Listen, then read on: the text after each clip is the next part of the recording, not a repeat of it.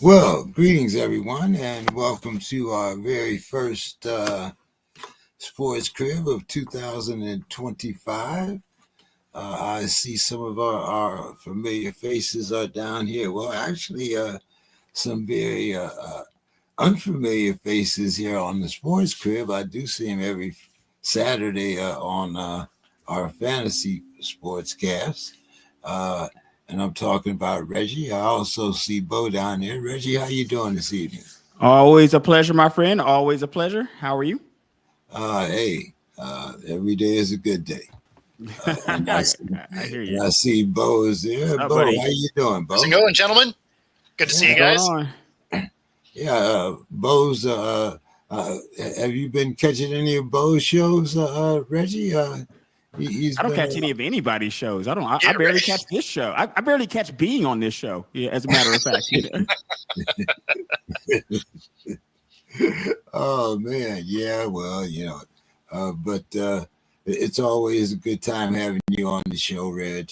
Like I say, most of the people, if they tune in on Saturdays, they'll see you on the fantasy show. Yeah. Uh, Bo, your New Year's started off quite well. I see on your show. Yeah, yeah. I mean, just plugging away as always. That's all you can do, Bo. That's all you can do. Right? Just plug away, man. Just plugging away. We did get a dog though. We did get a dog. Oh, there you go. What kind of dog? I got a shepherd. Oh, nice. Yeah. Okay, all right. So, how's the house training going? I mean, about how you'd expect for a dog that I've had for 2 days. Oh man, yeah. 2 days in, so we're about 48 hours into the said training, basically. Yeah, you know it. Yeah. So she's a 2-year-old stray. So there's some habits you got to break, and Don't worry, she'll have you trained in no time. Don't worry. you're right. Yeah, she's definitely been bored today because today is my busiest on air day, and so she's been hanging out with me. But she's just like, "What are we doing? This is boring. You're just yammering at a screen. I don't know what's going on." Well, how's the weather outside, Bo? Man, goodness. Actually, not raining today. Wow. Yeah, Wow. right. I mean, it's winter in Seattle. That's what we do. But no, it's actually a nice day today. It's supposed to rain tomorrow, though. So don't get too many of them in a row. See, you guys down there, you guys are cheating. You don't get all the rain. Although you guys got some fires down there. Well, yeah, they do get fires down, and I'm not really a fan actually, of that. I've seen a few of those on TV. There are some fires up there. That's Los Angeles County, and up around that area. Yeah, LA's on fire again. Wow.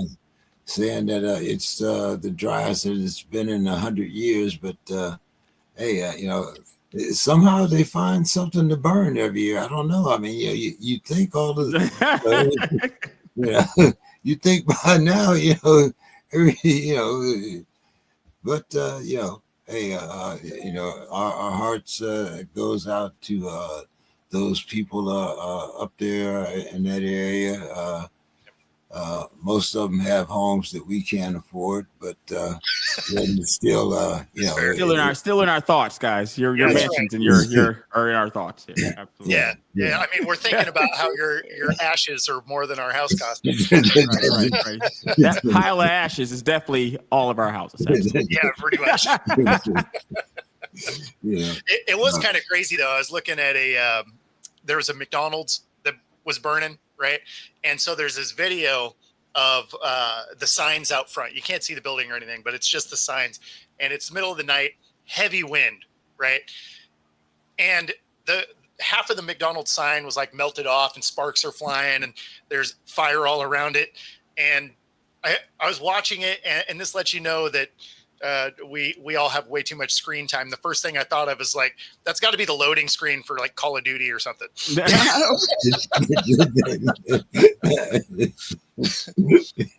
Yeah, see, yeah. yeah, yeah. But hey, it's only like 8 days into the year. We've already had a couple tragedies already, Yep. And hopefully, a lot of these people will, be able to use sports, take their mind off some of their problems. Right, as of now, they're still scheduled to have the games at SoFi.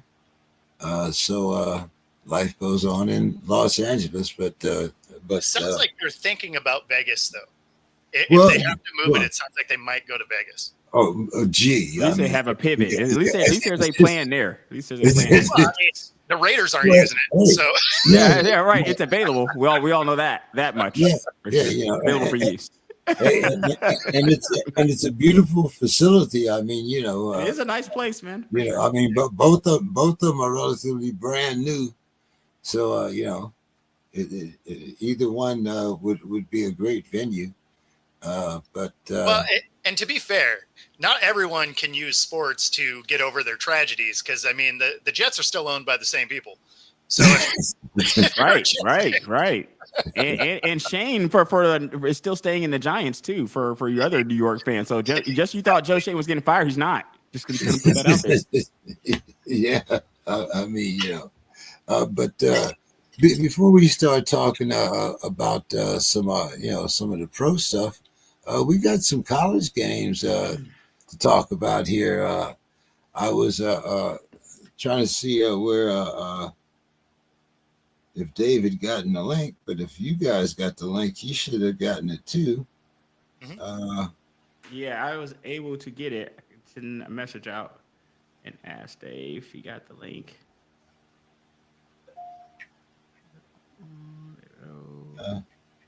Well, anyway, let's hope that we can get him up to speed when he comes back. But Bo, this new NIL stuff here, they say that there's a new era after this NIL stuff is all over with. Bo, what's with this new NIL or post NIL stuff? So I guess I'm not sure exactly which one you're talking about, because I mean it's still the NIL for now. I know they keep talking about getting paid from basically the schools. Yeah, that's what I read too. Yeah, so I mean, but as it sits today, it's still the NIL. I think they're going to have a hard time getting the money from the schools to the students. I think that probably has a few more years of trying to figure out how to legally make that work. So I don't know if we're in the post NIL yet. I feel like even if it is post NIL, it's kind of the same. We're calling it different things, but it's going to be the same thing. Students getting paid to play sports in college. Where they're from, I guess the school. Because you guys think about this, and Dion talked about this as well. He said a lot of these players, they have name, image, likeness, and they're not representing anything. They're not selling a car dealership. They're not selling cars. Right. They're not doing anything, which is kind of in theory what it's for, I guess, like in air quotes. So I'm kind of with you there in the sense of like it may not be called that, but I mean, who knows what we're moving to? But it seems like players still getting played, and I think that the transfer portal situation needs to be fixed, in my opinion. I think that needs to be addressed. That is a dumpster fire. The fact that you can enter the portal before your bowl games is ridiculous. Completely absent. Right. That is the dumbest thing ever on both sides. Like, one, why would you want to leave before you play your bowl game? And two, can I just transfer into a bowl game? Like, the trophy's the same either way, right? Right.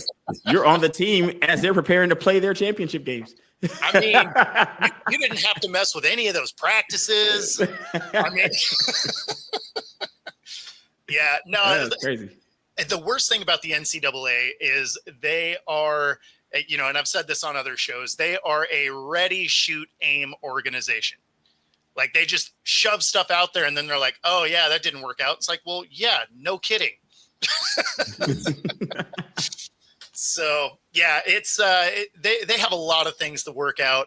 The portal is probably the biggest concern. The NIL will ultimately kind of start to work itself out, but the portal, you have an opening before the bowl games, you have an opening after the spring game, and then it's open into like the second week of the season.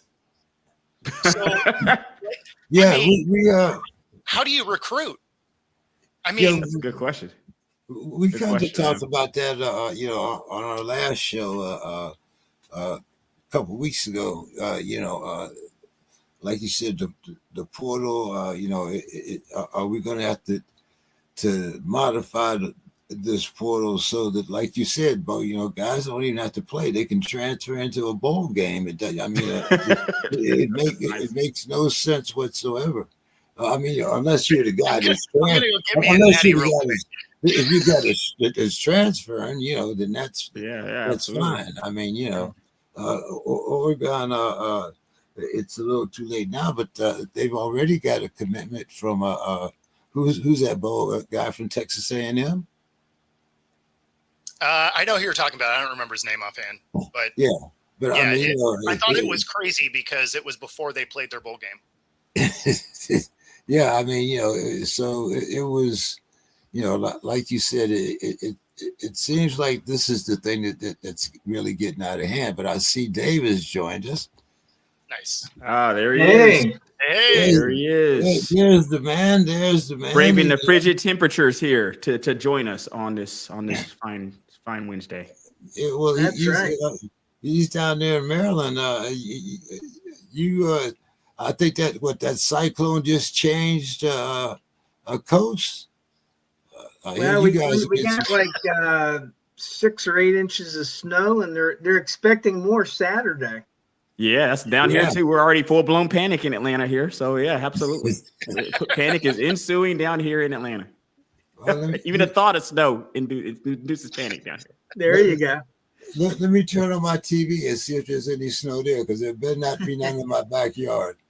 that might be ashes from that horrible fire floating down from LA is what he said. Yeah, right.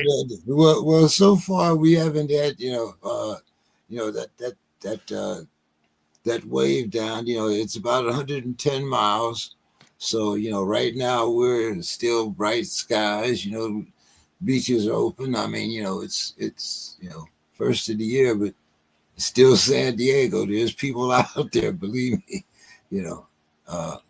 So Dave, it's been a while, and we were talking about the misfortunes of those houses that are burning up there in LA and whatnot, and then we started talking about the NIL and the portal, but doing all that, we missed Sue's Corner. Yeah. Now is the time for it. First show of the year. We can't have that, man. All right. We got one. Sue has one. All right. Well, bring it on. It's kind of football related, but here I go. Sue's Corner. Dave and I are big fans of the shows that Taylor Sheridan does, like the Yellowstone series and the newest edition, Landman, which is set in the West Texas oil country. As you may have read, Jerry Jones had a cameo on the latest episode of Landman. It's not his first foray into television, but it is definitely considered his best. He did some surprising good acting, even tearing up and talking about how important family is and how working with his kids is his greatest achievement. I'm no Cowboys or Jones fan, but I was sold on what he was saying, so it prompted me to look him up and see how much of his speech was true. Jerry did indeed make money as a landman, as an oil man in Arkansas rather than in California that he claimed in the TV show. His father was an extremely successful businessman, and after Jerry had many business missteps, brought him into the insurance business, where Jerry made a boatload of money. His success eventually led him to buy the Cowboys in 1989. What is accurate in his speech on the show is how he's brought his children into his business. He has 3 children. Stephen is the Cowboys' chief operating officer, executive vice president, and director of player personnel. Charlotte is the Cowboys' executive vice president and chief brand officer. And Jerry Jr. is the Cowboys' chief sales and marketing officer / vice president. Jerry is a polarizing figure. I'm sure you both love and hate him in Dallas, depending on if you have a successful season or not. You tend to lean on the side of hate if you don't live in Dallas, for sure. Mainly because he's an incredible self-promoter who puts himself out there publicly and commercially, which makes him a much bigger target than, for example, a low-key owner like Art Rooney. He is smart, successful. Even with the boost he got from his father's success, he still could have screwed it all up, but he didn't. When he failed, he pivoted, and that's admirable. Even back in his early days when he had to borrow money from Jimmy Hoffa's Teamsters Union to try to start a failed pizza franchise. But I guarantee you, even if you aren't any kind of an NFL fan, you will know Jerry Jones' name and know he's the owner of the Cowboys. He just lives large. If you don't watch Landman, it's worth checking out his poignant soliloquy on YouTube. So that's Sue's Corner. So I don't know if you watched Landman. It stars Billy Bob Thornton.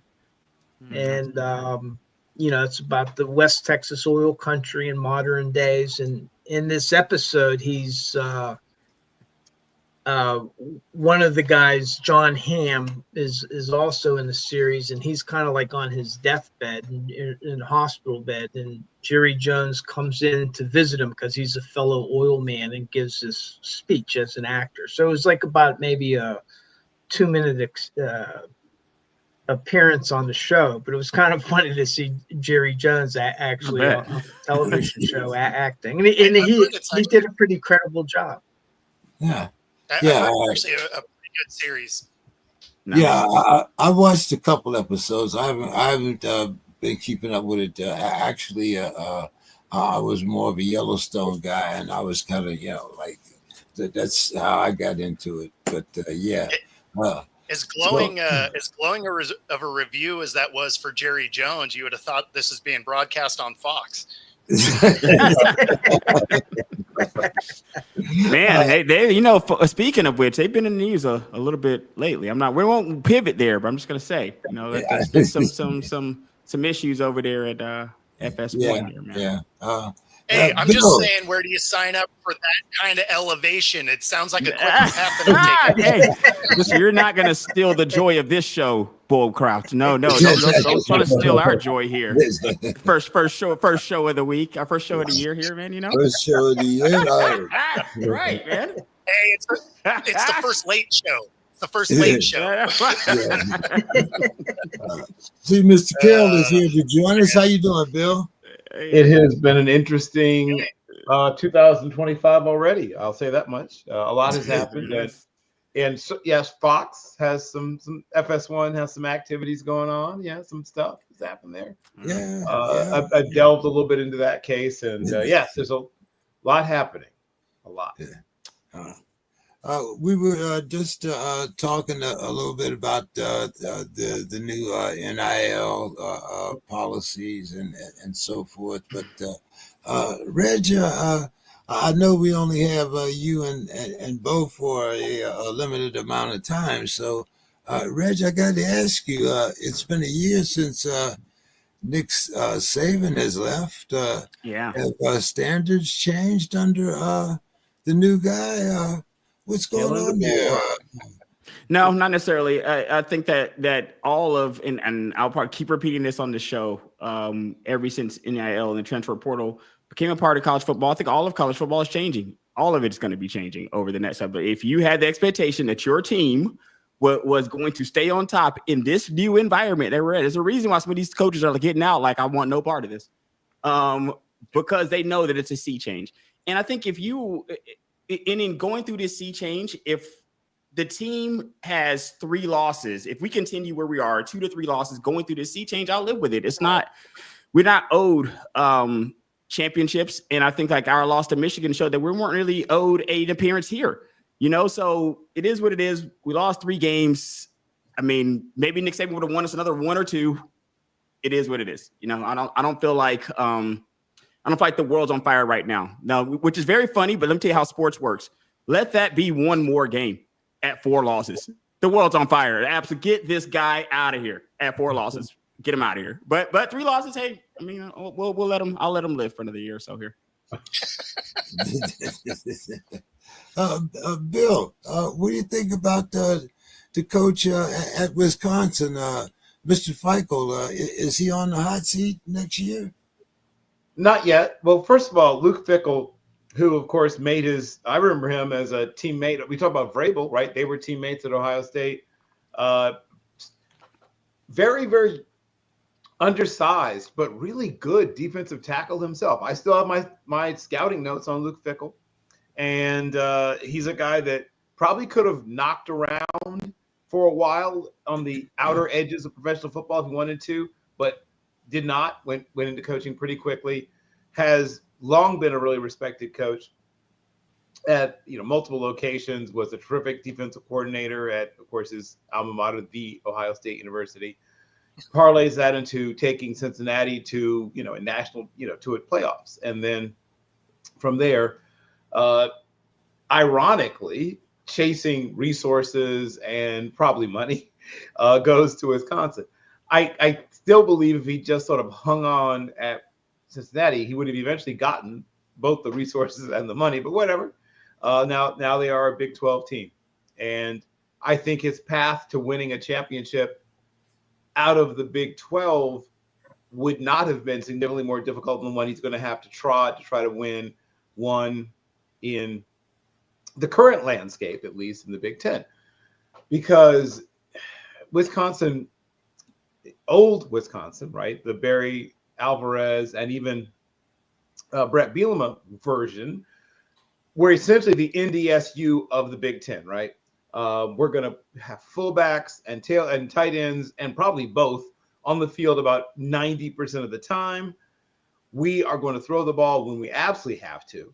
And mostly we're going to run the ball down your MFing throat. To remind people that when Mr. Austin Genty, made the run at Barry Sanders, he obviously didn't quite make it, even once you factor in, obviously, the extra games.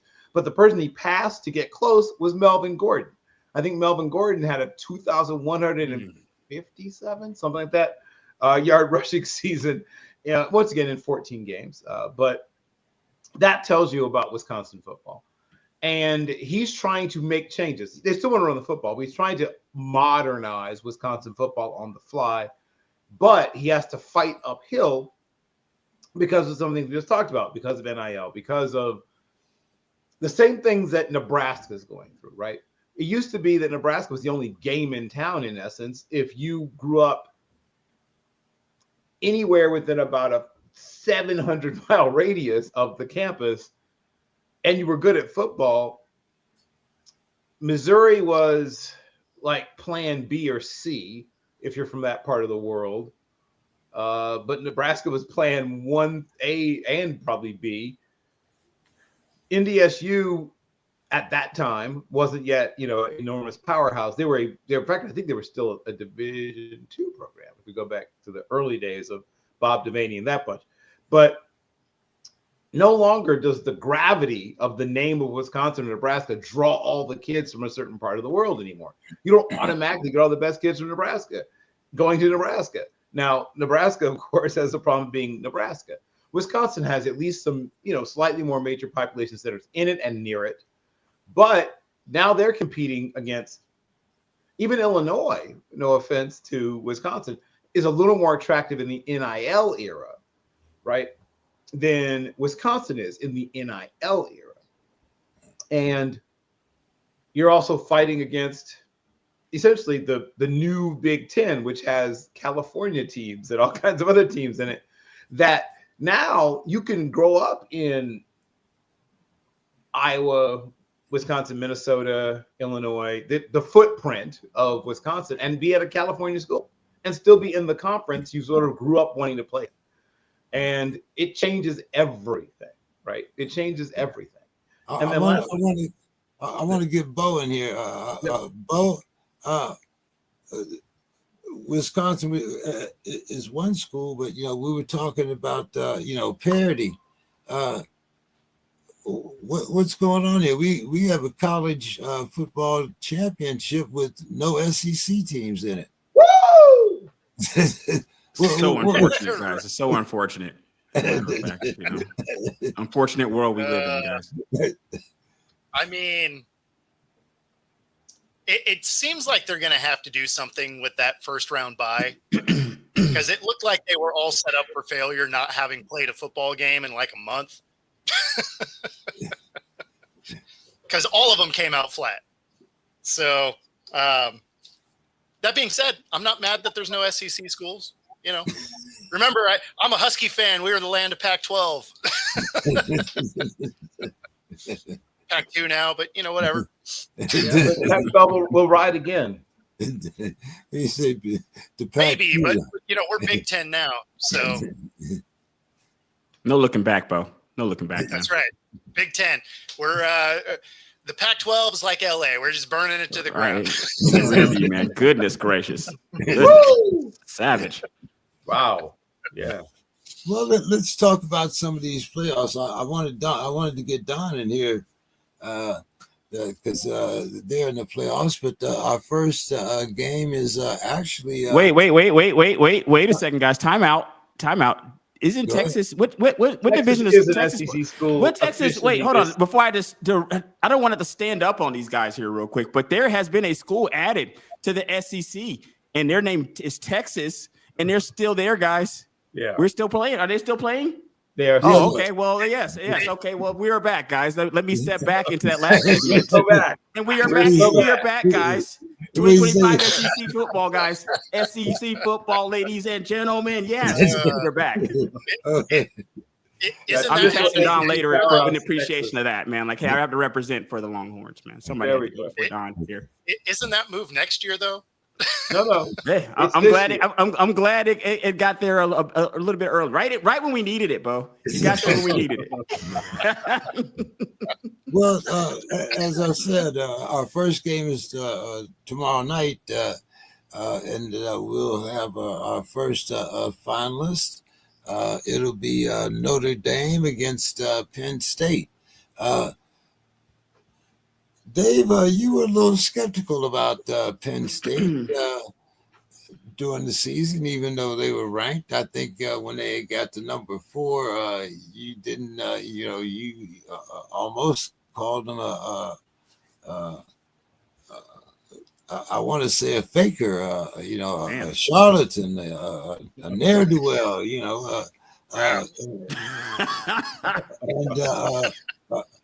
I think we were all, a little, I had asked a question before, did Notre Dame have the easiest path to the finals? So I'll get first, Dave, your take on Penn State and what they need to do to win, and then we'll get you in there, Bo, on Notre Dame and, their surprising ride here to the final. Yeah, well, one thing, Penn State was very fortunate in the way the brackets came out, because both teams that they lost to were in the opposite bracket, and so that was very fortunate for Penn State. I think it's going to be an interesting game. I did say before that I thought that Penn State was overranked. I didn't see them as a top 3 or 4 team. I thought, top 10 team.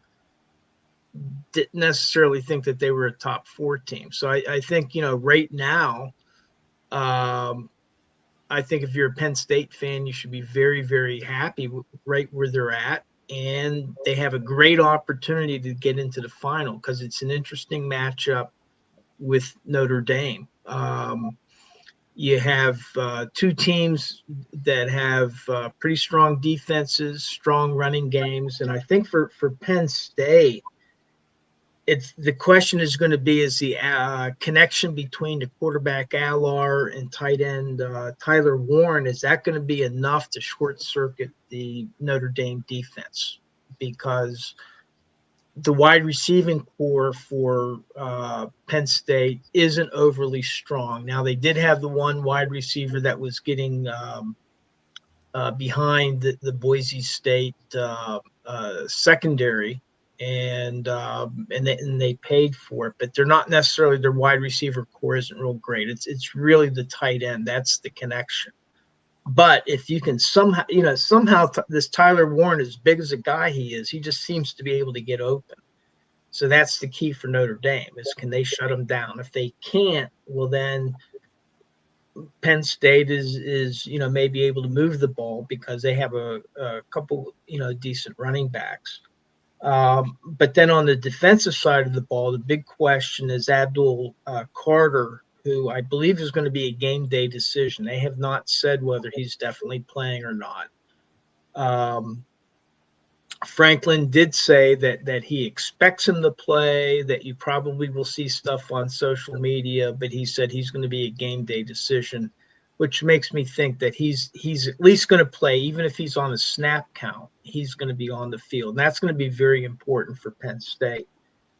And can the defense, the Penn State defense, corral the Notre Dame running game to force Riley Leonard, to see if Riley Leonard can beat him in the air, and that's the formula for their success, is to stop the run and then force Riley Leonard to see if he can win it in the air and take the ball away.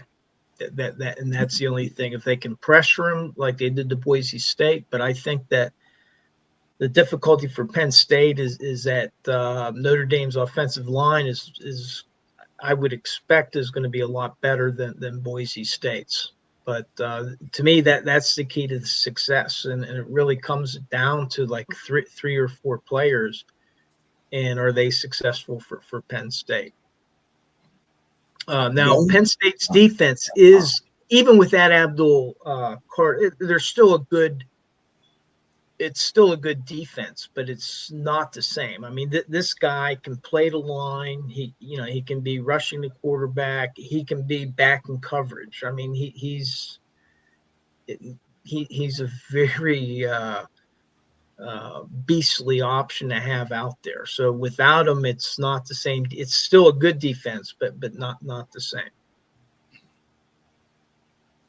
Yeah, I mean, the only thing I'd really add to that is I do think Penn State has a good shot to win this because they tend to be a more disciplined team. They are very rarely out of position. And once you get to this point in the year, penalties, out of position, those are the 2 or 3 plays in a game that lose you the game. And it's something that, if you've watched over the last few weeks, is something they've really tightened up to finish the year out.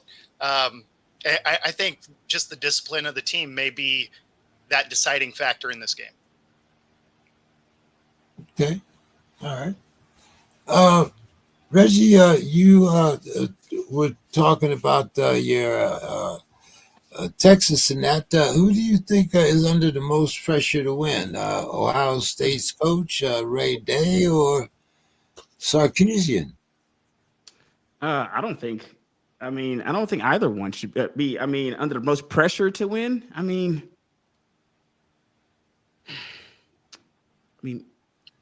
from an SEC guy, I'm going to say Sarkisian because I'm an SEC guy, and as I see in that last segment, the pressure that I came under for them, even maybe not even being in the playoffs. So I'm hoping that he just brings it home for us, just for their first time. But I don't think that any one of these guys, pressure should be a lot. They were trying to run Ryan Day out of there earlier this year. And look at where the guy's at. So, I mean, pressure should not be following either one of these guys around. I mean, they're literally, a game or two away from winning everything. Pressure is a bit much for me personally. Yeah, I think Sarkisian just signed a 4-year extension. Yep, correct. No pressure for him. At least If Day would have lost to Tennessee, he'd have got fired. Crazy, right? You go from being fired to now. Look at that. Yep. 2 games, 0 to hero. Yeah. Yeah. Bill, do you agree with Bo? I think you were here on that show when we asked, if Day lost to Tennessee, would that be the end of Day? Well, I mean, with the fans, but luckily the fans don't make these decisions.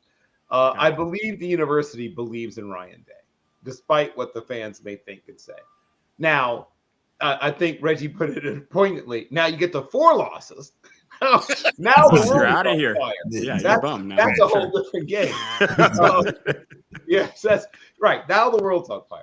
But if you talk about literally losing one game all year, Bill, he lost to Michigan 3 years in a row. That's the thing. I'm very that's much the only thing, in my opinion. That's the only thing. I don't care if he was undefeated. He lost to Michigan 3 years in a row. Very aware of that. Really, from the other side, he could have lost 6 games, but if he beats Michigan, it's still a win. Correct. Contract extension. You beat Michigan 3 years in a row. Contract extension, man. Absolutely. I mean, you're always under pressure if you're coaching at Alabama or Ohio State, there's pressure always, right? If you're coaching at any of the top level blue bloods, there's always going to be pressure because you have one of those jobs that is literally a Mount Rushmore coaching job. You have one of the Mount Rushmore coaching jobs where they expect you to win the national championship or at least play for it every year. Yes, there's going to be pressure. Brian Kelly is under pressure, right? Because it's been a minute since they've been in the playoffs. They're asking what the hell's wrong? Why aren't we in the playoffs? So there's always pressure if you're at the top tier blue blood institutions. That by itself carries automatic pressure. Now, if Luke Fickell was at one of those schools, yes, there would be his seat would be quite warm at this point. But for Ryan Day, who has had to replace a legend, as they say, it is very tough just to be the man who follows the man, right? And so when you do that, say as successfully as he has, well, I get it, I know the Michigan thing, blah, blah, blah. And that matters, even to the board of trustees and the people who actually matter, right? The actual athletic administration, that matters. But it's not the life or death thing that it is for the fans who lose their minds collectively and sometimes individually every time they lose to Michigan. I get it. If they lose to Michigan again next year, the cycle will begin again. And then they win the national championship. They're like, oh, okay, we'll give him one more year. I get how it works, right? Once again, I live in Big Ten country. I get to watch the cycle every year. And, in Illinois, we have somewhat more reasonable expectations. Hey, we made a bowl game. Sweet. You won 9 games. Do that twice and you get a contract extension. It's a little different here in Illinois. If you win 9 games at Northwestern, they build a statue. And then hopefully you don't haze kids while you're doing it. But there is a different standard. People from Northwestern just tuned out. I know. Like, I'm out of here. Once again, once again, shout out to my sister. That's where she went, right? She was there when David Schwimmer and that bunch were at Northwestern. They'd only be mad at the accuracy, so it doesn't matter. Yes, that's the accuracy. And Northwestern didn't acknowledge he had a football team for decades. So I'm not even really joking when I say that. I went to games during the Francis P. era. You talk about a lonely feeling sitting in Welsh Ryan in those days. But back to what we're talking about. So the fact is that, as was just said, Sarkisian is extremely safe and secure, and he's going to win like crazy. First of all, there's structural advantages to being at the top tier school, in the top tier, maybe the top tier football state in the country. There's Georgia's certainly in the fight, and Florida's always going to raise its hand, and California. Well, Bill, why don't you give us? We're going to go kind of around the horn here real quick. Okay. I got a little time before Reggie and okay. the Bo Leave. So let's start with this Ohio State Texas game, which we were just talking about the coaches in that game. Of course, I'm biased. I want Ohio State to now that Of course. they've got their revenge on Oregon. I want them to go all the way. I think they're the Right. strongest team there, but that's Yeah. like I said, that's also a little prejudice on my part. But Correct. Bill, why don't you kind of give us a quick breakdown Sure. on Well, what to expect out of ironically, it? I'm actually working on that article as we speak. I should hopefully finish it by tomorrow morning, early afternoon. And I won't go as deep as I'm going to go into the actual article. But to me, it comes down to, well, what's the kicking game? Isn't talked about enough, right? Now, unfairly, people are remembering, Brett Auburn's last time they saw him, which was a Strugglesville.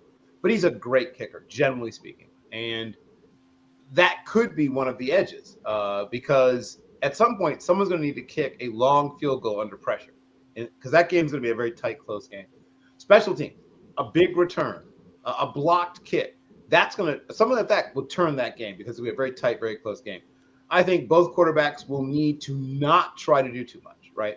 Now, we are seeing – I don't know who this Will Howard is because there was the Will Howard I watched for almost an entire football season. There's a guy I've been watching the last few weeks who's a whole different dude. This is an entirely different guy. This guy is making tight window throws like a boss.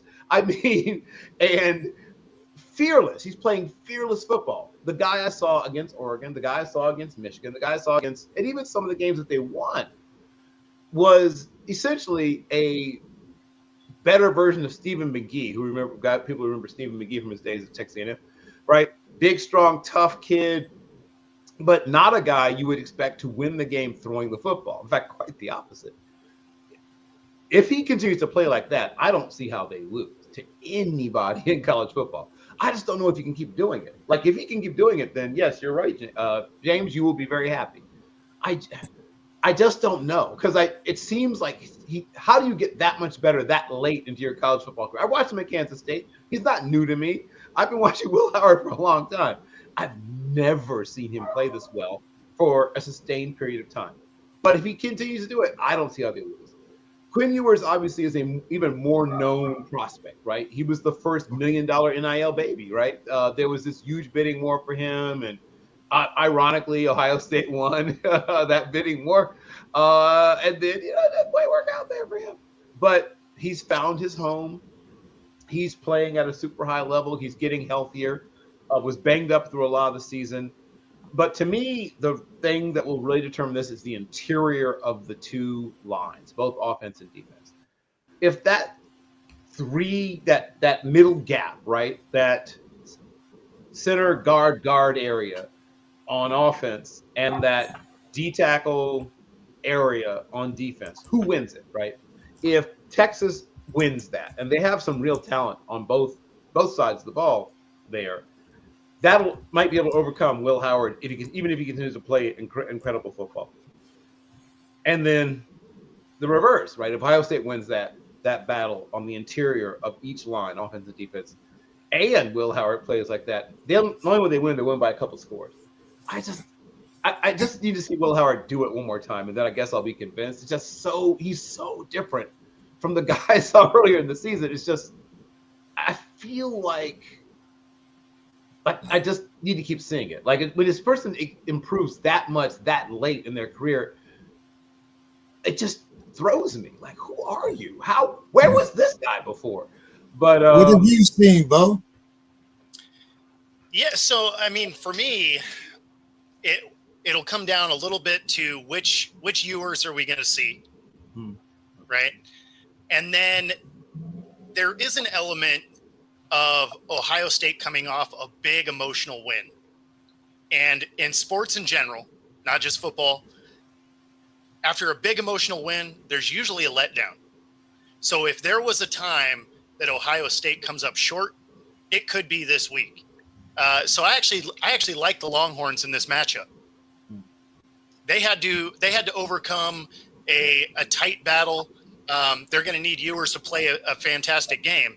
But they're a good enough team. They can take Ohio State down. Reggie, I know that sounds good to you listening to Bo. I Yeah, don't know man, how let's much go people Longhorns, got man. Texas. That's all I got. Let's go Longhorns. SEC football. I Dave, found you out got they were SEC 2 seconds ago, but let's go. Yeah, man. Hey, welcome to the fold. Welcome to the fold, guys.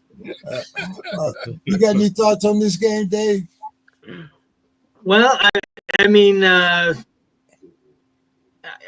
kind of like Ohio State, and if Penn State somehow beats Notre Dame, I would love to see a Penn State Ohio State final, just to see if Penn State can get the monkey off their back, which has been Ohio State's always had their number for so long. So I would love to see that matchup. Probably the rest of the nation wouldn't, but for me, I would like that. But if it's an Ohio State Penn State final, I think that people will start questioning the whole how they came up with the brackets, frankly. But The for whole me, process. The whole process is yes. be questioned But I now. would love to see that final for me personally.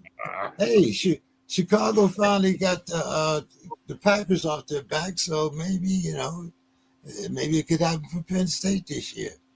Yeah, I think your national championship is actually Ohio State Longhorns. Like that is before the national title game is even played. Your national championship is probably in that game. The Quinn Ewers revenge game. Interesting. I do give you the I hate the bracket system. This isn't basketball. Let's do a reseed just like they do in the NFL. Yeah. I think that's a good idea too. That probably will never be implemented, but we'll see. So let's jump into some quick NFL here while I still got you guys here. Hoping we Rich. would get to this before I get out of here. Because I've been itching to talk about this. Well, then I'll put you out your misery real quick, then, Reggie. Thank you very much, sir. Thank you. What the hell happened here? I mean, are we looking at Penix next year? What's going on? Around Atlanta. What's the rumors? What do you think's going to happen here? It seems like the fan base is pretty satisfied with what they've seen from Penix the last couple of games. So and it was kind of like the plan when Penix was drafted. People kind of felt this was the way that things were going to go. They didn't know where their timeline fell, but they felt like this was what was going to happen. As you see with a lot of players that kind of start the year behind somebody, but you just know for a fact they will be starting down the line. But what Kirk, we were hoping that we at least would get to the whole full year for one full season. There's definitely was that hope that we wouldn't see Penix at least this year. But hey, at least he doesn't like he sucks, and I'm happy about that. Well, the rumor is Kirk Cousins isn't very good. I mean, I think Kirk might get some opportunities. One thing to remember in Atlanta is if Younghoe Koo makes a couple of those kicks, Kirk would never been benched as a quarterback. If Kirk would have still been the quarterback, we would have had a winning record. We would have won one or two more games if Younghoe had made a couple of those kicks down the line. So it wasn't all on Kirk, but I think the Raiders game was a bridge too far. To a Max Crosby-less Raiders team was a bridge too far. So people already wanted him out. It's kind of where things were going to go. Before I get out of here, I did want to touch on this Lamar Jackson question before I leave, James. I don't know if you were ready for me to do that, though. Go ahead. Well, let me get Bo. I think I still got you guys for about 10 minutes, close to it, something like Absolutely. that. Okay. So, Bo, what's up with Geno Smith? He led the Seahawks to a successful season, but 10 wins for Geno. Bo, 10 wins. Yeah, I mean, but there's still the kind of rumors of unrest. What's going on up there, Kirk? I mean, Bo. The Geno hate is hilarious to me, and I'm not a Geno advocate by any means, but he just reset for the second time in 3 years as a starter, right? the Seahawks single season yardage, right? He set it for completions. He set it for completion percentage behind a bottom 3 offensive line. Like, how much more do you want this guy to do? We want to see more, Bo. We want to see more from this guy. I mean, I don't know what else can this guy do? And then, there's the knock of, well, he doesn't have a ton of he doesn't have a ton of thrown touchdowns. Well, yeah, because when you get in the red zone, the Seahawks run it. So you know what happens to quarterbacks when you run a touchdown in? Yeah, they don't get that one. It's weird. So well, we've been spoiled by Josh Allen and Lamar. I mean, the tush push. You let you run it. You let your running back run it down to the 1 yard line, and then you push the quarterback in. Yeah, Gino ain't that dude. You will break his spine. Yeah, no, I mean, at the end of the day, it's like they're calling for them to let him go and whatever, and it's like, okay, that's fine to say on its face. Who are you going to get that's better, right? Kirk Cousins. Wilson might be available next year. Yeah, let's say we got Atlanta on line 1 too. If you do want to talk, we definitely will. Did you hear that spot about the offensive line? Kirk could be on an aid card. That dude get a ride home in an ambulance. So, that would not be the route. No, I mean, at the end of the day, say you got rid of him for whatever reason. Sam Howell's not the guy, right? So that means you don't have the guy in-house. There's 2 quarterbacks in this draft. Okay, well, they're going to be picking, 20 roughly? So that's not a thing. Your free agent market. What free agent would you say that's out there is better than Gino? You might have Russell Wilson out there. God dang, where did he get Russell? Like, no. Man. Justin Fields. I mean, I think Wilson. He only missed 6 starts, and he had roughly half the yardage that Gino had. There's no Geno Smiths out there. It's just, that's just fan talk. There's no, that production isn't just laying around out there. So that's what I'm saying. Good luck with that.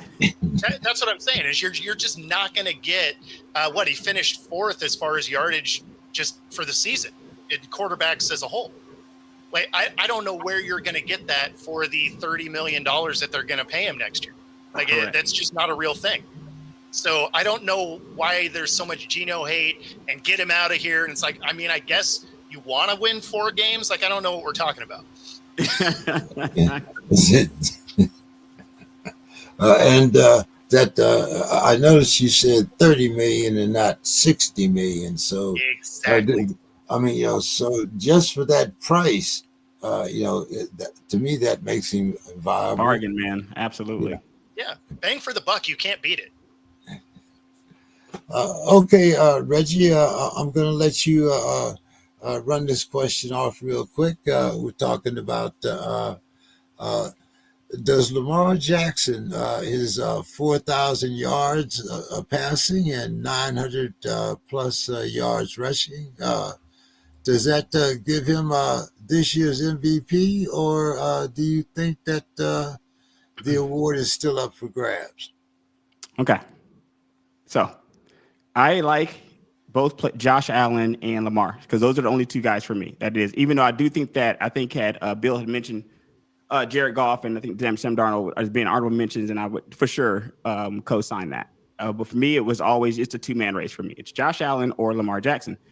Now, while we were talking before, guys, I looked this up. I already kind of knew this because of the historic pace that Lamar has been on. And believe me, I want to hate on it as much as some of the others, but as a Steelers fan, I want to hate on it. I was like, this is Josh's year. And then December happened. It's Lamar's year again, ladies and gentlemen. It is Lamar's year again. And I brought up stats. I'm not sure if you guys can see this as a visual aid. I'm not sure if you guys can see on my screen. I'm cheating here.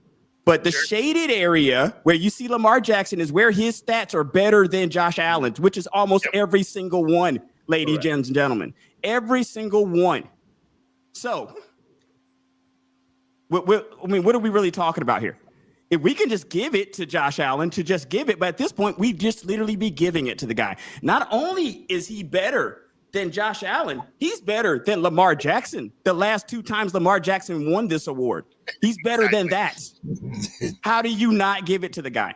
How do you not give it to the guy? It was really making my blood boil at a certain point. I had to get it off here. And I'm very happy you let me do that, man. I appreciate it. Yeah, he's much better in the pocket. He's a much better pocket passer, and Derrick Henry has certainly helped. That was probably the best free agent signing all over was Derrick Henry. Shout out to the Cowboys. Shout out to the Cowboys. Did anybody forget that I said 4,000 yards passing? Yeah. 4,000 yards. This year is phenomenal at the quarterback position. If you watch this sport, at the quarterback position, this is phenomenal. This is phenomenal. And the completion percentage at almost 67% while he's doing it. Yep. Ridiculous. I don't see how you give it to anybody else. I just don't see how you do it. The reason Josh Allen will get it is because of Derrick Henry. Well, James Cook is pretty good. For people who want to say that, James Cook is not a bum. And James Cook has more touchdowns, I want to say, than Derrick Henry. If people want to put that out there, it's not like he's playing with just anybody back there. You're not wrong. But because he won it last year, and even though his numbers are great, and I think he should win it. His numbers are better. Not just great. They're better in every category. It literally across the board, they're better. But the thing is we all know the MVP has nothing to do with stats. It is a voter's game. And also, the wins do matter, right? And which is why Joe Burrow's not in the conversation, because his numbers are off the charts too. He just doesn't have a defense.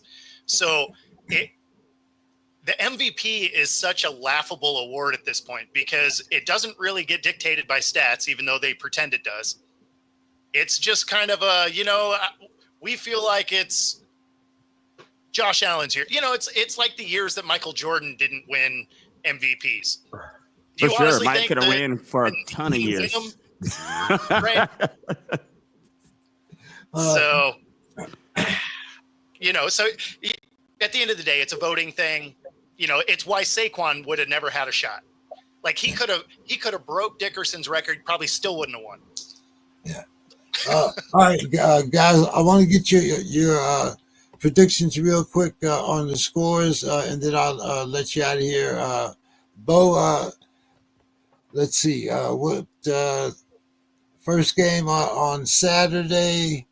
You got the Chargers -3 visiting the Texans. The over/under is 42.5. Who you got, Bo? Yeah, I have the Chargers. I have them to cover. They the 42.5 is I don't know that I would bet on that because the Texans probably aren't going to score a lot. One of the things that people don't talk enough about is, depending on the metric, the Chargers have a top 2 defense. Yep. And that Texans team is backing into these playoffs. They have not played great coming down the stretch. They won their division, which, I feel like the local high school might have been able to do. So you can't feel too great about that. So, at the end of the day, I got the Chargers covering that 3-point spread.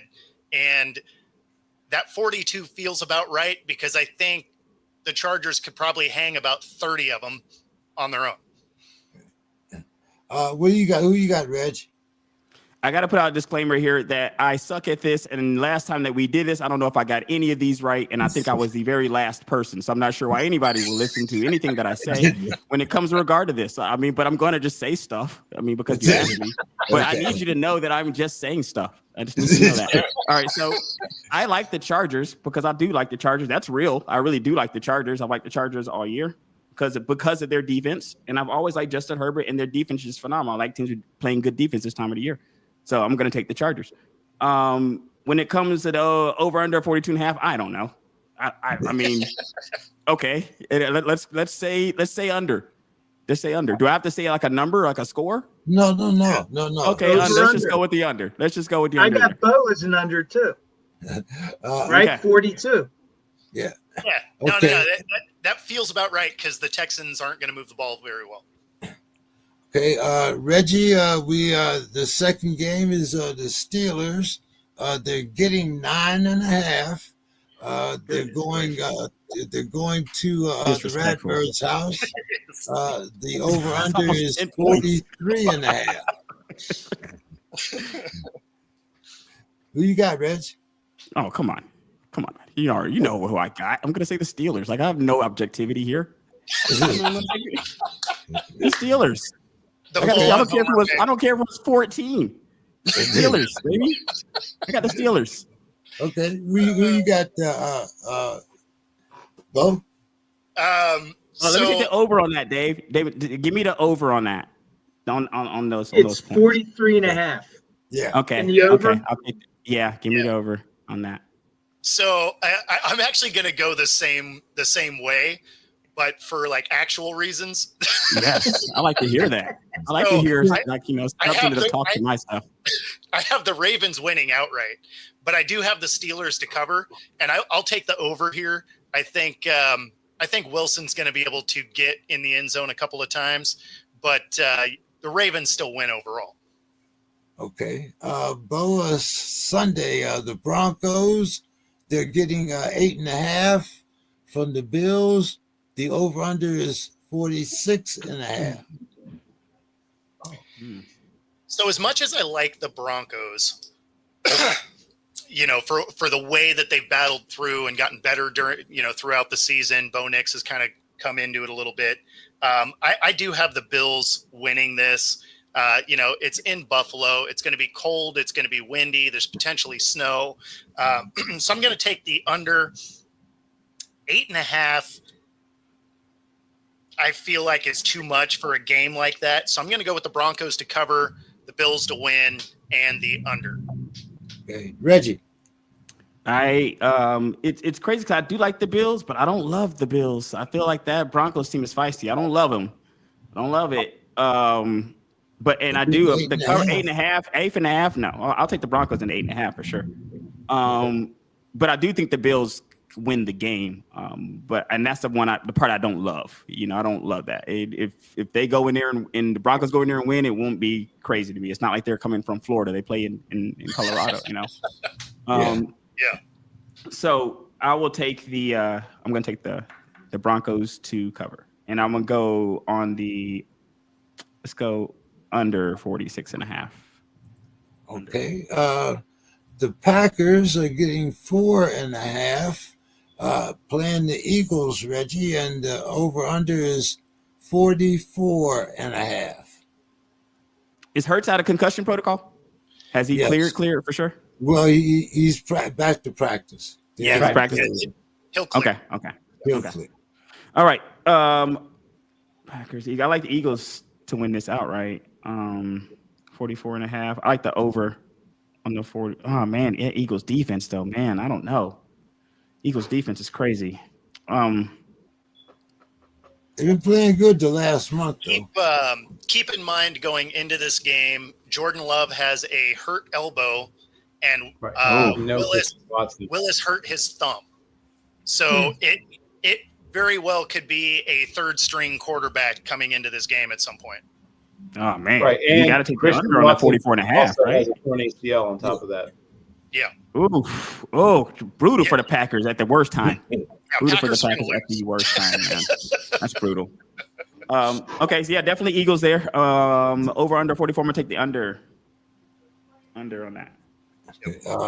I think Bo already told us. I'm going to go Eagles. I got Eagles to cover and the under. The Commanders, Bo, getting 3, playing at the Bucks, and the over-under is 50.5. Goodness gracious. Yeah, this is another one where I don't love the way Washington is getting in, right? Like they're backing into the playoffs as well. They haven't played great football coming down the stretch. The Bucks are a scrappy team. I mean, Baker's been playing out of his mind. I like the Bucks to win. I mean, they're 3-point favorites at home, so that means Vegas doesn't know either. since home field advantage is 3 points. Over under a 50 and a half. Man, that is a monster line. No defense being played today, ladies and gentlemen. Right? I'm gonna go with the under, I guess. This could be a 60-point game, though. Yeah, right. Absolutely. You can get to like 55, 58 easily, right? Exactly. So I'm begrudgingly taking the under.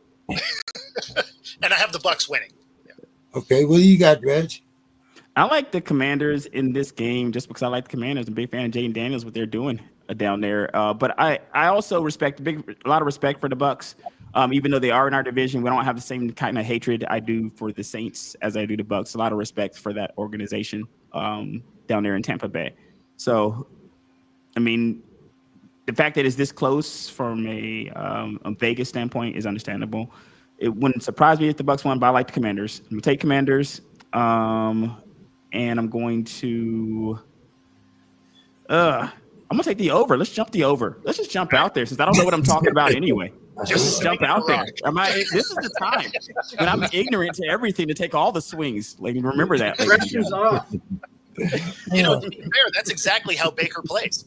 Yeah, there you go. We got you right, Bo? Yeah, you got both. Yeah. I started on that one. Yep. Okay, Reggie, last game on Monday night, you can give us your scores and your final thoughts. We had the Vikings -1 at the Rams. The over-under is 47.5. So this is basically a pick'em game. Right. It's interesting because are the Rams completely healthy? We got Nakua out there, and we have Cup out there. They will be there. Williams. Williams. So the one caveat to be aware of is yesterday Sam Darnold was on crutches, and you have Daniel Jones getting the start. Well, not getting the start, but getting all the first team reps. And if you can believe in Daniel Jones, then cool. But Bo just answered this question for me. I mean, what are we talking about here? What are we talking about? Because, I mean, if the guy's on crutches, if I'm getting Daniel Jones, because the thing is, we all know, I mean, at least if you watch the sport, the Rams, one of those teams, you didn't really want to see them healthy like around this time of the year. I mean, this is a Super Bowl winning franchise. Like, do you want to play them at this time? I mean, they can come out and beat you. I think they're going to need Darnold out there. Being on crutches this close is not encouraging. No way I can Daniel Jones. No way. No way. I can't even risk Daniel Jones walking out there. No, I can't. I can't do that, man. So I'm going to have to take the Rams because I can't risk, because at least Matthew Stafford will be there. At least I know that for sure. You know what I mean? Stafford will be there.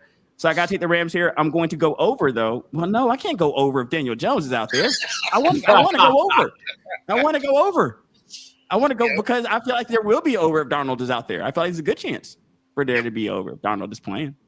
But I'm going to go, oh, man. Let's go with the over and just hope Darnold plays. Let's just say that. I'm just going to hope Darnold. Because if Daniel Jones plays, that's unfortunate for the Vikings franchise, in my opinion. It's unfortunate for the year that they have had. And final thoughts is a happy 2025, ladies and gentlemen. For the rest of the year, wishing everybody that, and a great start to the year this has been. See you guys next time. All right.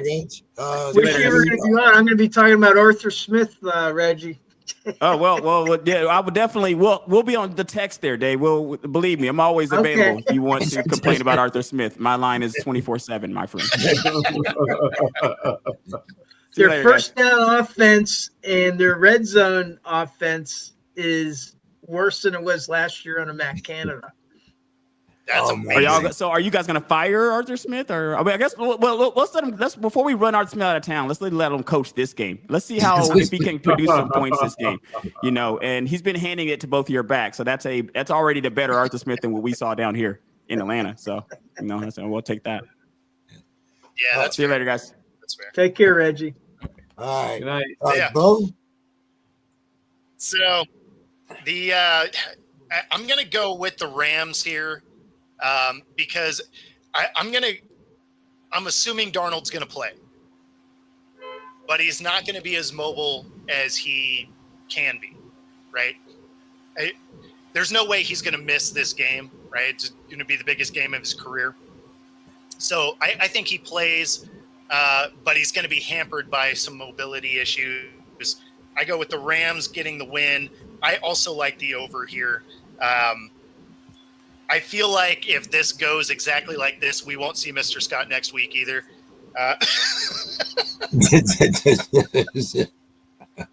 And then final thoughts. I echo Reg here. Happy 2025. Great to see you guys. Always fun to be a part of this. And I'll see you guys next week. All right, Bo. Have a good one, man. Appreciate Take care, Bo. This is why they should have a 16-game season. All these players on crutches. Right. And if they had a 16-game season, they could have a week in between the end of the regular season and the playoffs. Correct. Yeah. I think it. They should have. I'm the old school guy. I want them to have more preseason games. I think they need to have more preseason games. I think guys, instead of trying to get in shape individually, I think it's a team sport, and we need to treat it as such. But I got some other things for you guys to talk about before I get off on my rant here. So, guys, before we get into our projections, let's talk about some of the other things that have taken place in the National Football League. We talked about Lamar Jackson. Dave, what's your thoughts? MVP or is it still up for grabs? No, I agree with what Reggie was saying. I actually had Joe Burrow, and then the problem for Joe Burrow is they're not a playoff team, and it's hard to make an argument for a quarterback that can't get his team to the playoffs. But he's having a phenomenal year. He's like when you talk about MVP, he's carrying that team, and he truly is. And he doesn't have a James Cook, or he doesn't have a Saquon Barkley, but if the Bengals were in the playoffs, maybe there would be a discussion. But right now, I would say not. I mean, Lamar Jackson's numbers are just off the chart, and the team as a whole is really performing. They're a Super Bowl. I would say that a lot of people are putting money on the Ravens being in the Super Bowl. Bill, what's your thoughts here? As was Lamar mentioned, Jackson or the field? Yeah, as was mentioned, Lamar's having a year for the ages. I think the field deserves more consideration than it's received. And yes, I brought up the year that Goff is having. I brought up the year that Sam Darnold is having. Sam Darnold was a guy that I won a futures bet because I think 19.5 or something was the number that was set for touchdown passes. And I knew Darnold was going to blow past it. I think he ended up with 36 or something. 30. So he almost doubled the number he was expected to have. And I hammered that line when I saw before the season began that he was set at 19.5. I was like, oh, he's going to kill that. He's had a tremendous season. And if Saquon isn't sitting out, he has a very good chance to break a 40-year-old record. And because he's a running back and blah, blah, blah, people have sort of assigned him to, yeah, you can be, offensive player of the year or whatever, most outstanding, whatever, but you can't win the MVP. This was crazy to me. But yes, Lamar should win. He has done everything that you can ask someone to do that you want to win the award. But I just would like to see people not sort of relegate. I mean, somebody mentioned Baker Mayfield a second ago. Look at the year he's had. And he just rushed for 68 yards in the last game. I think he passed for 221 and rushed for 68. He thinks he's in college again. But he's had an amazing year. And at times he's carried the Buccaneers because their once proud defense has fallen upon hard times of late for those who've been watching, which is why the number was so high for over-under on that game we were talking about versus Washington. But yes, he's having literally a historic season. He just broke Michael Vick, who is now the head coach of my alma mater, behold the green and gold. But the fact is that we may never see this again. If we see it again, it'll probably be Lamar, right? If we ever see it again, it'll probably be Lamar doing it. But it is a historic season, and I don't see how you don't give it to him, but I do think we should not simply relegate these other amazing seasons to sort of like also Rams. Okay. Bill, not yet quarterback Aaron Rodgers. He became the 5th player in NFL history with 500 TD passes. But Bill, is this his last TD pass as a starter? No, he's still capable of being a starter. Now, somebody was talking about, it was Bo, was talking about how you don't want to put a quarterback who's of a certain age, who's coming off Achilles injuries behind a certain kind of offensive line. People have said this is a bottom whatever offensive line. To me, the worst I saw, and I watched them all, was the Patriots. But not too far off was the Jets offensive line. They spent a fair amount of money and draft capital on the offensive line, but you wouldn't believe it by watching them. Oh, my God, are they terrible. And he's not at the point in his career anymore where he can simply avoid sacks, right? He's at sort of like Brady at the end, where if he realizes someone's coming free, he just rolls up in a ball and lies down, or if he can't get the ball out. So he needs to be in a better situation in terms of offensive line.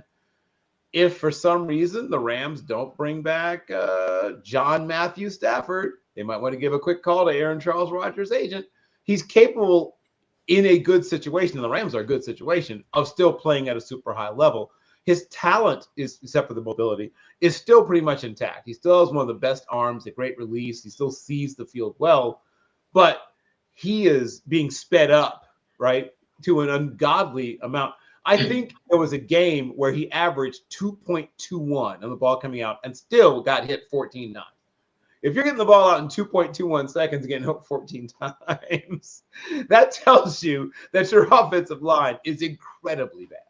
So I think he believes he can still play at a high level. And I think the NFL as a whole also still believes that. So he just needs to find a better situation. What do you think, Dave?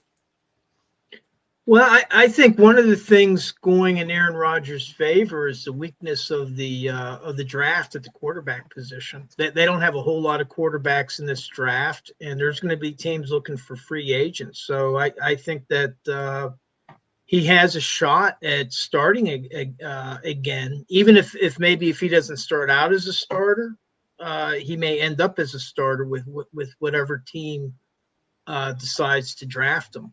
And I was very skeptical about his ability to complete a season off of the Achilles, and he did it. He managed to do it, and he got sacked 40 times, and he was still playing. So he showed that he was able to play through that Achilles, and there might be another team that'll take a shot at him in the free agent market.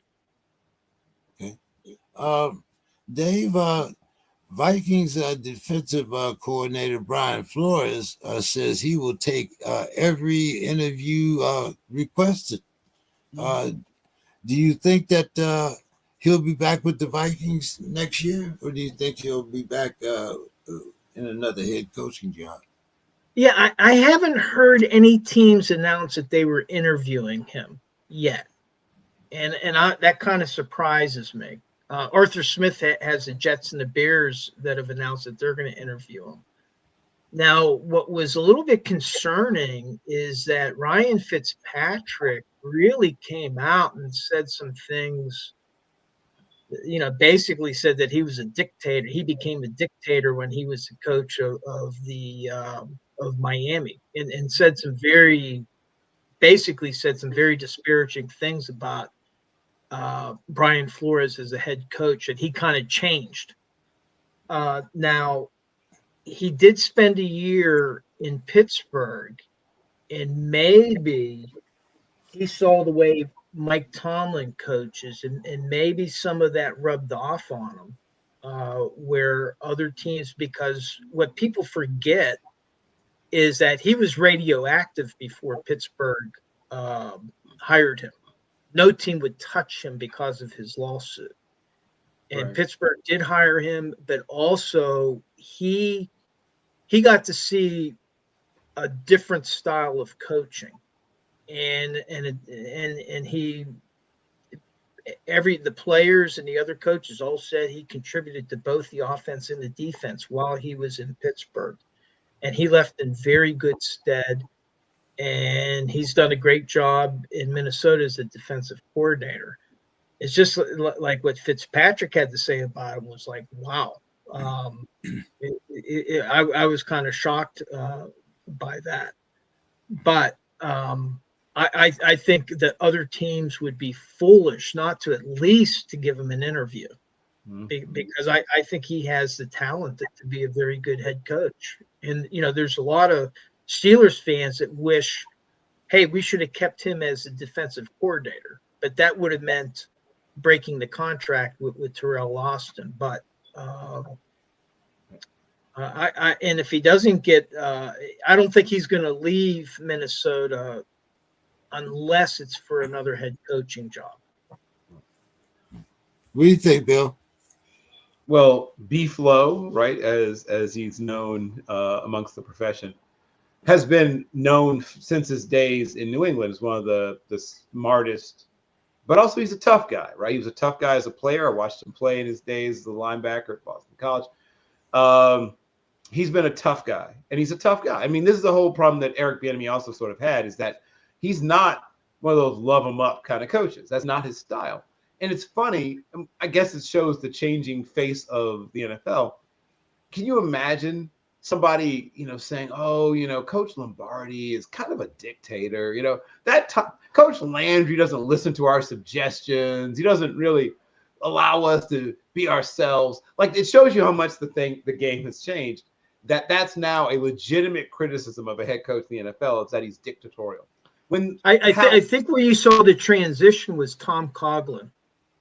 He transitioned from a time where you could be one of these disciplinarian coaches to a time where the players no longer accepted him. He's the example of where he experienced that.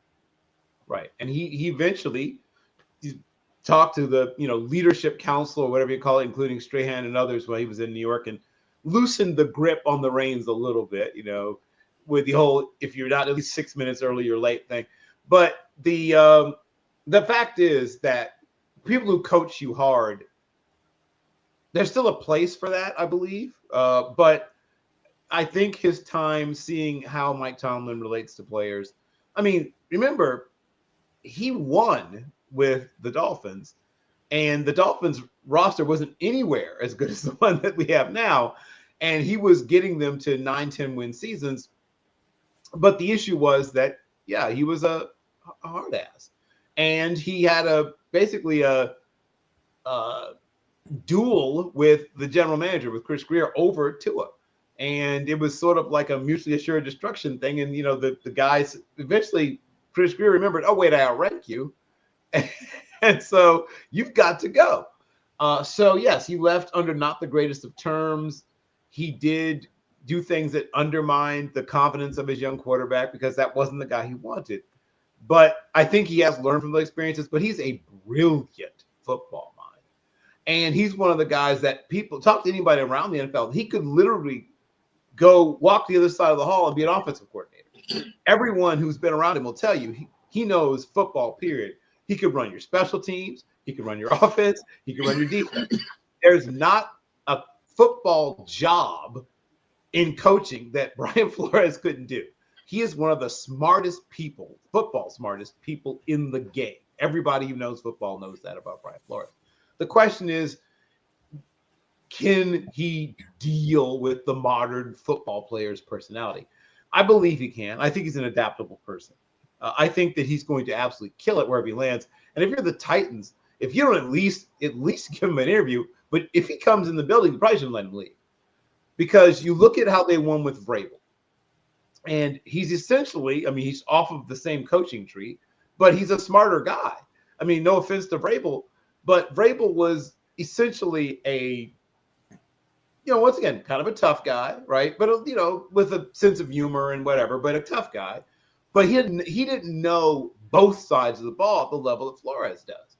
So you're going to get essentially someone that gives you a lot of what you got from Vrabel, the off the Belichick tree and all that good stuff, and toughness and defense, but with a more energetic and smarter guy bringing it to you. So I think he's almost like a slam dunk hire if the Titans get a chance to hire him. Okay. Bill, the Pats, they fired Gerard Mayo after one season. The Raiders, they fired Antonio Pierce after one season. Bill, pick your poison. I mean, formaldehyde, strychnine. I mean, I'm not sure what I'm supposed to be choosing between. You mean like which job would I take if they were both available? No, which coach do you think was most unfairly let go? Well, I mean, the most unfairly is Mayo because he got less than a whole season to to show what he could do. Really, at least Pierce got part of one season as an interim, and then essentially all of the following season. I truly believe that the Raiders' troubles are bigger than a single man, but I also understand them wanting to move in a different direction. They probably want to find more of a X's and O's guru type. I think they also will attempt to throw their hat into the Ben Johnson ring. I don't think he's going there, but I know that they'll be interested in him. Frankly, they should interview Pep Hamilton also while they're at it. I don't know if they will, but they should. They're not the smartest organization in the world, but if they were smart, they would bring Pep Hamilton in and a few others. I wonder what happened to Dave Tobe. Remember when Dave Tobe was a sort of hot name at one point? He's still a great coach, and he's a guy that started out as a strength coach. He knows football, too. He could probably coach anywhere, but he's been a great defensive coordinator for many years. And we saw what happened to Harbaugh, right, with a similar background in the career that John Harbaugh has had. I wonder why the shine went off Dave Tobe. And I guess everyone's out on Eric Bieniemy now, but that's a guy I still believe knows how to coach football.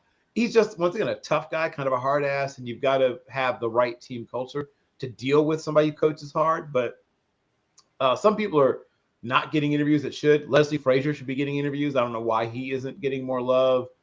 But yes, I think both guys got somewhat of a raw deal, but Mayo even more. That's a terrible roster. That's the worst roster in the NFL that he was saddled with. Their best receiver people was a guy named Demario Pop Douglas from Liberty, who was a day 3 draft pick. And he would be the wide receiver 3 if he's in Philadelphia, right? He's the wide receiver 3 or 4 if he's in Los Angeles. Like all the good teams, like he's wide receiver 4 if he's in even the Bengals didn't make the playoffs, and he'd be their 4th wide receiver. He's the best wide receiver that New England has. Their offensive line is as bad as the Jets is, but saving them from having the worst offensive line is the Patriots. And shout out to Drake Lee May, who was one of the top 3 rookie quarterbacks this season, despite having essentially no one to throw to and no offensive line. That guy, go back and watch the tape. That kid is playing at a super high level. If they improve that team even a little bit around him, he's going to be playing Joe Burrow level football. He has that kind of talent, but man, is that team bad. I think that their front office and their talent evaluation is a real issue in New England. And firing Gerard Mayo, I don't know if that's going to be enough to fix it. They have been bad at drafting for a while. And that was really what eventually got Belichick out of there. When he lost Pioli and Dimitroff and all those guys, right? He had all these great young talent evaluators that help. People forget that people once again, just like with quarterbacks, they give too much credit to the head coach. Head coaches are important, don't get me wrong, but if you've got a bad front office, I don't care if your offensive line coach is Vince Lombardi and your quarterback coach is Bill Walsh and you've got Belichick as your D coordinator. It wouldn't matter if you had literally all the Hall of Fame coaches on your staff. If you have bad talent, you're not going to win. And so, yeah, Mayo got the raw of the 2 deals. What do you think, Dave? Yeah, no, I actually think Pierce really had the team rally around him when he came in as an interim coach. And, the Raiders lost a lot of players this year, including a lot of the players that had rallied around him the previous year. So I think he lost part of his base. But in the case of Jared Mayo, I think that the Patriots had done Mayo a disservice when they made him a head coach. He was completely unqualified. The guy had spent 5 years as an inside linebackers coach. He wasn't even coaching all the linebackers. Right. He was an inside linebackers coach, and that's it. He had no other coaching experience. And I had said this when they first hired him. They did him a disservice by putting him in that position. He was not ready to be a head coach. And yeah, they did not have a very good team, but I think that Robert Kraft, I think, and he wrote a nice letter explaining why he was moving on from Jared Mayo and wishing him all the best, and saying, that he really admired him. But Bill's talking about their lack of talent. Well, they did a really bad talent search in looking for a head coach. And I think that they had to correct a mistake. They hired an inexperienced guy or an unqualified guy, and now they're correcting that mistake. And, I think Antonio Pierce had a much better background. He did have some experience as a coordinator. He did have some partial head coaching experience. I think it was in college. He was like a co-head coach or something like that. But he had a much rounder background than Jared Mayo. So I would expect Antonio Pierce to maybe be a candidate around the league for a head coaching position. I would not expect Jared Mayo to be a viable head coach candidate. What he needs to do is he needs to build his resume, maybe get a defensive coordinator position somewhere, or even going back to being a position coach and then a defensive coordinator and then a head coach.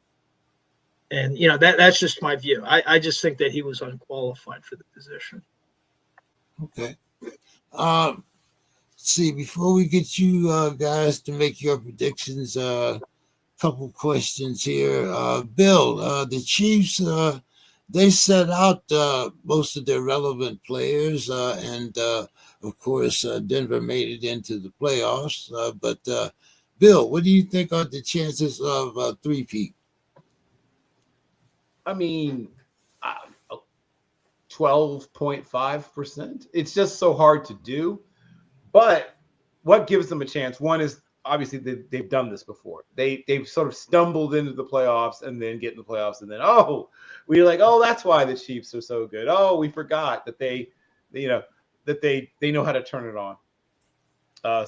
Speaking of guys who were great defense coordinators, Steve Spagnuolo is one of the great defense coordinators in the history of the game, and what people should have probably known that years ago with what he did with the Giants in New York, but we're seeing it again, right? What he did in Los Angeles and now what he's doing in Kansas City. He is a tremendous defensive coordinator, and they do have talent, right? They've spent a fair amount of time and money and draft capital on that defense, and it's a very good one. And while they aren't as explosive on offense, they're middle of the pack offense, and in some cases even below the middle of the pack in some offensive metrics this year. They struggle with they don't get a lot of explosive plays. They're the opposite of the team they were, when they first started winning Super Bowls in terms of that. But they are great at sustaining drives. They are number one in the league in converting on third down. They're number 2 in the league in time of possession. So they wear on you. They keep your defense on the field. And then Mahomes makes that magical play late in the fourth quarter, and you go home losing. So they do have a puncher's chance, as people say, but they're not the most talented team, right? There are teams but we talked about other teams that have more talent, and they're probably in the top 6 in terms of talent on the roster, but they're not number 1. But they know what to do, how to do it. They won't panic. They won't blink. So if they make it to a AFC championship game, I like their chances, right? If they make it to an AFC championship, I like their chances. I feel like they just have to make it to that. I feel like they'll get knocked out quickly, or they'll win the Super Bowl. It'll be one or the other. I don't feel like they're going to make it to the AFC Championship game and then lose. That's what I'll say about that. Okay, Dave. Steelers back into the playoffs on a 4-game losing streak. Let's talk about will Russell Wilson be back next year? Pickens, and what are we going to do about that offensive line? Well, I attended. I was sick most of December, but I got well enough to go up for the finale. And man, what a disappointing game. They and you're right, the offense is really stinking up the joint. People are very frustrated with the offensive scheme. There's already talk about, Arthur Smith may be outdoing Matt Canada in terms of ineptitude. Russell, right now they don't have a quarterback signed for next year. Yep. And, this 4-game losing streak, before this 4-game losing streak, all indications is that they would bring Russell Wilson back. And Justin Fields even indicated that he wanted to come back. And there was some talk about, well, hey, could Omar Khan somehow sign both of them? And I don't see how, but, you never know. They have around $53 million in cap space to play with. But isn't Denver still paying Russ? What's that? Isn't Denver still paying Russ? This year. But for next year, they were looking at how much would they have to pay him. Is it going to be 30 million, whatever. But I think, now a lot depends what happens in this wild card game.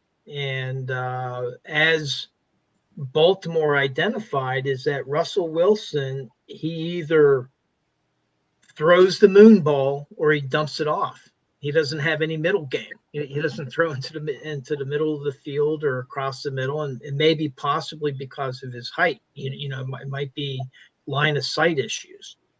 But and he's thrown a couple costly interceptions late, where all season long the formula for Pittsburgh's success has been winning the takeaway battle.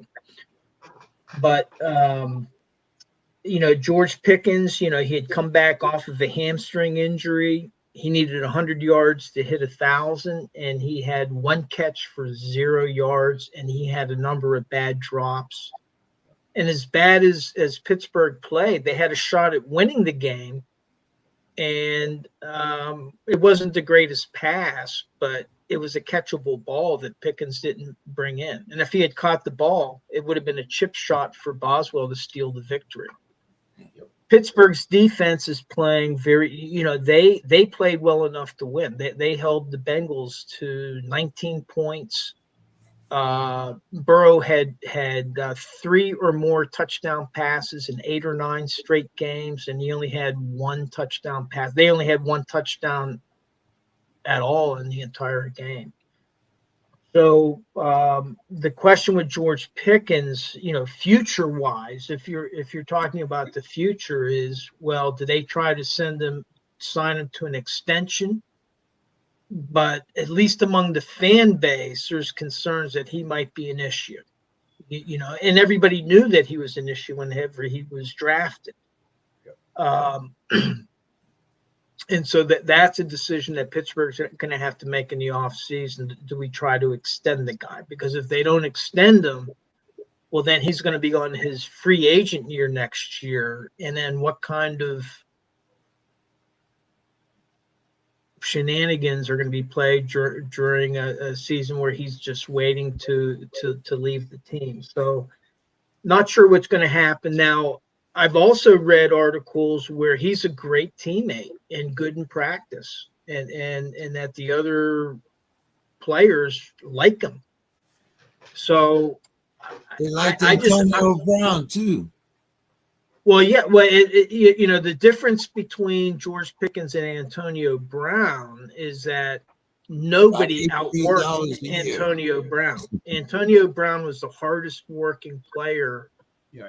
that I've ever seen. I mean, Yep. he would be the first one on the field, last one off. Yep. He would be at the jugs machine after practice, not catching 10 or 20, Hundreds. but upwards of 100 passes off of the jugs machines after everybody else was inside the locker room. So he's not an Antonio Brown. He's not the talent that Antonio Brown is. I liken him more to a Martavius Bryant. He has freakish athletic talent, but unfortunately, other players from other teams can get under his skin. He's very emotional. And the way that Arthur Smith and Mike Tomlin have described it is like they like the emotion because it means he cares. He's vested in the outcome. But they've been trying to get him to challenge that emotion into positive results. Rather than getting into a scrap with another player or just thinking about what just happened. And so already Baltimore, they have a video out talking about, the Cologne video. And, they're already trying to get under George Pickens' skins. That's what other teams, hey, they know that's what we have to do. So that's the tough thing. And if you're talking about Pittsburgh in the future, they got a lot of stuff going on. Najee Harris is going to be a free agent, and so there's a chance he could be gone. Better than low chance that he could be gone. And George Pickens, he'll be back, but the question is do they sign him under an extension, and who's going to be the quarterback? And that's a complete unknown right now. So Totally. That's where the team is, and then the other problem that they have is how long can they keep this defense together? Cam Hayward's 35, TJ's getting older. They're paying like $128 million on the defensive side of the ball. And how long can they keep that talented of a defense on there? Now, they got some young players coming up, and you mentioned the offensive line. Well, one of the bright spots is you got two guys that made the all-rookie team, Zach Frazier and Mason McCormick, center and guard. They had the potential of being linchpins of that offensive line for several years now, and did credible jobs as rookies. They didn't have all pro seasons, but as rookies, they were credible. Broderick Jones, I'm not sure what's going to happen there. Dan Moore is probably gone. He's going to be a free agent. And then he had been the best lineman. And then all of a sudden, the last 4 or 5 games just fell apart and was being exposed. And so chances are that he's gone into the free agent market. And then maybe they try to put Broderick Jones, and then they'll get Troy Fautano off of injured reserve. And maybe those will be the 2 tackles. But there's concerns about Broderick Jones' development, whether he's developing quick enough to be a contributor. Definitely agree. And lastly, before we get to the scores, Bill, after watching that championship game, NFC North, basically the championship game, are the Lions the best team in the NFC? Yes. Okay. Hey, good one. Demetrius would be proud. All right, guys. Let's get into these scores here for the first round of the playoffs. Saturday, as I was saying, we had the Chargers -3 playing the Texans. Over under is 42.5. I am taking the Chargers in this one. but I'm also going to take the over. Bill? Yeah, I'm going to take the Chargers. I was tempted to take the under, but I feel like there'll be like a late garbage time score to push that to the over. So yeah, I will take the Chargers and I'll take the over. Dave? Yeah, and first of all, hey, mea culpa. I missed those last few sessions that we had, so I was not keeping track of the regular season over and unders, but I will do it during the playoffs. I just was really sick, and I was not much use to anybody the last 3 weeks of December. But on the I think the Texans have not been doing well. I've got to go with the Chargers, and I think I will go with the over though on that one. Okay. Next game, of course, Dave, we had the Steelers getting 9.5, playing at the Ravens. The over-under is 43.5. Wow. Pittsburgh's fairly healthy going into this game, and they may have Dante Jackson back, which really hurt him in the last game. He's been having I think like a pinched nerve or something in his lower back, but he's been practicing. And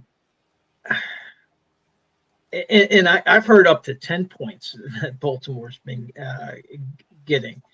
But I'm still going to take. I got these odds today were from ESPN. Usually I get it from DraftKings. Yeah, but I'm going to go with Pittsburgh at least to cover.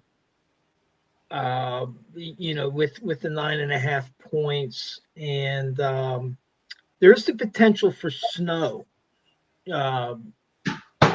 So if that I'm going to go with the under, despite Baltimore having an explosive offense. But if there's bad weather, it might be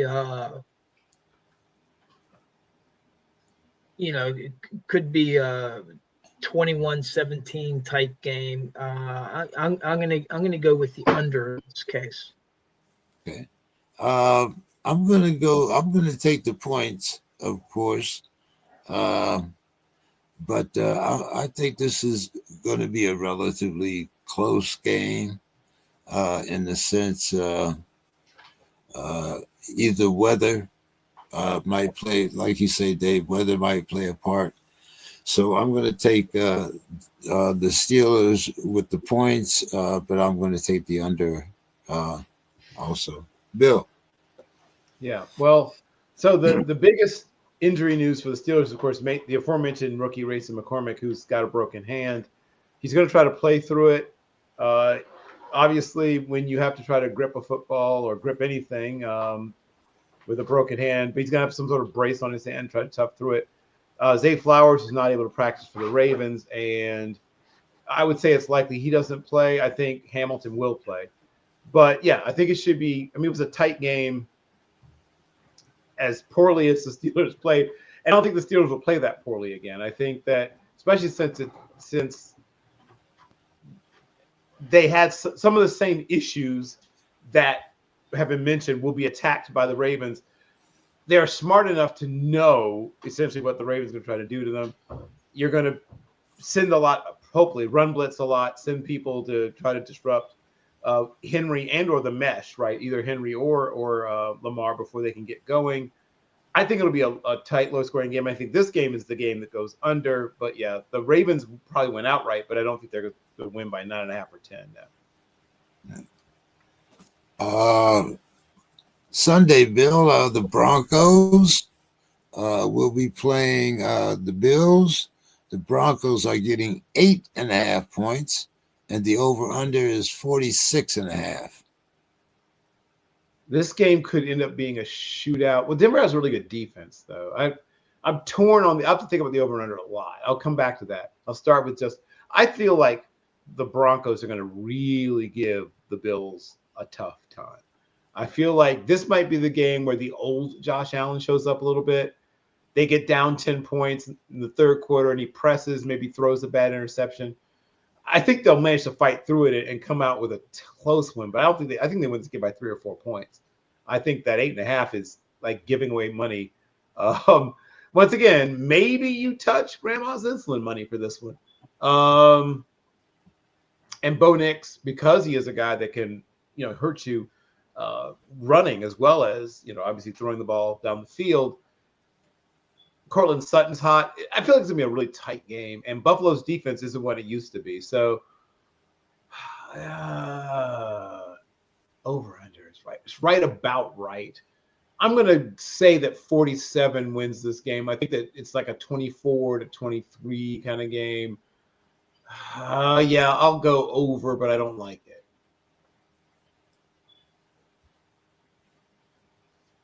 And who'd you pick to win? Well, I said that it's going to be a tight game, but I think I said Denver gives them a tough game. I think the Bills pull it out, but I think they're going to be, like I said, this is going to be a 1, 2, 3 point game. I don't think it's anything like an 8.5 point game because once again, the Bills defense is not all that now. So they're going to pull it out, but it's going to be ugly. Okay. They do not cover or even come close.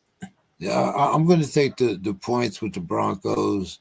And I think it's going to be under. I think both of these teams play in bad weather, so I don't think the weather is going to be that much a factor as far as the players are concerned. But I think 46.5. Dave, I'm just going to go according to. I always see that picture of you in Buffalo when I think of Buffalo now. So I'm going for the under here. But I'm going to take the Broncos in the under. Dave? Well, they may get snow on Saturday, but it looks like it's going to be clear on Sunday. So a clear 20 below in Buffalo. Contrarian. Everybody has Denver, and I agree with everybody. I think that Denver's a scrappy team, but just to be a contrarian, I'm going to go with Buffalo. Okay. And I'm going to take the Buffalo can score some points, but I'm going to go with the under. Okay.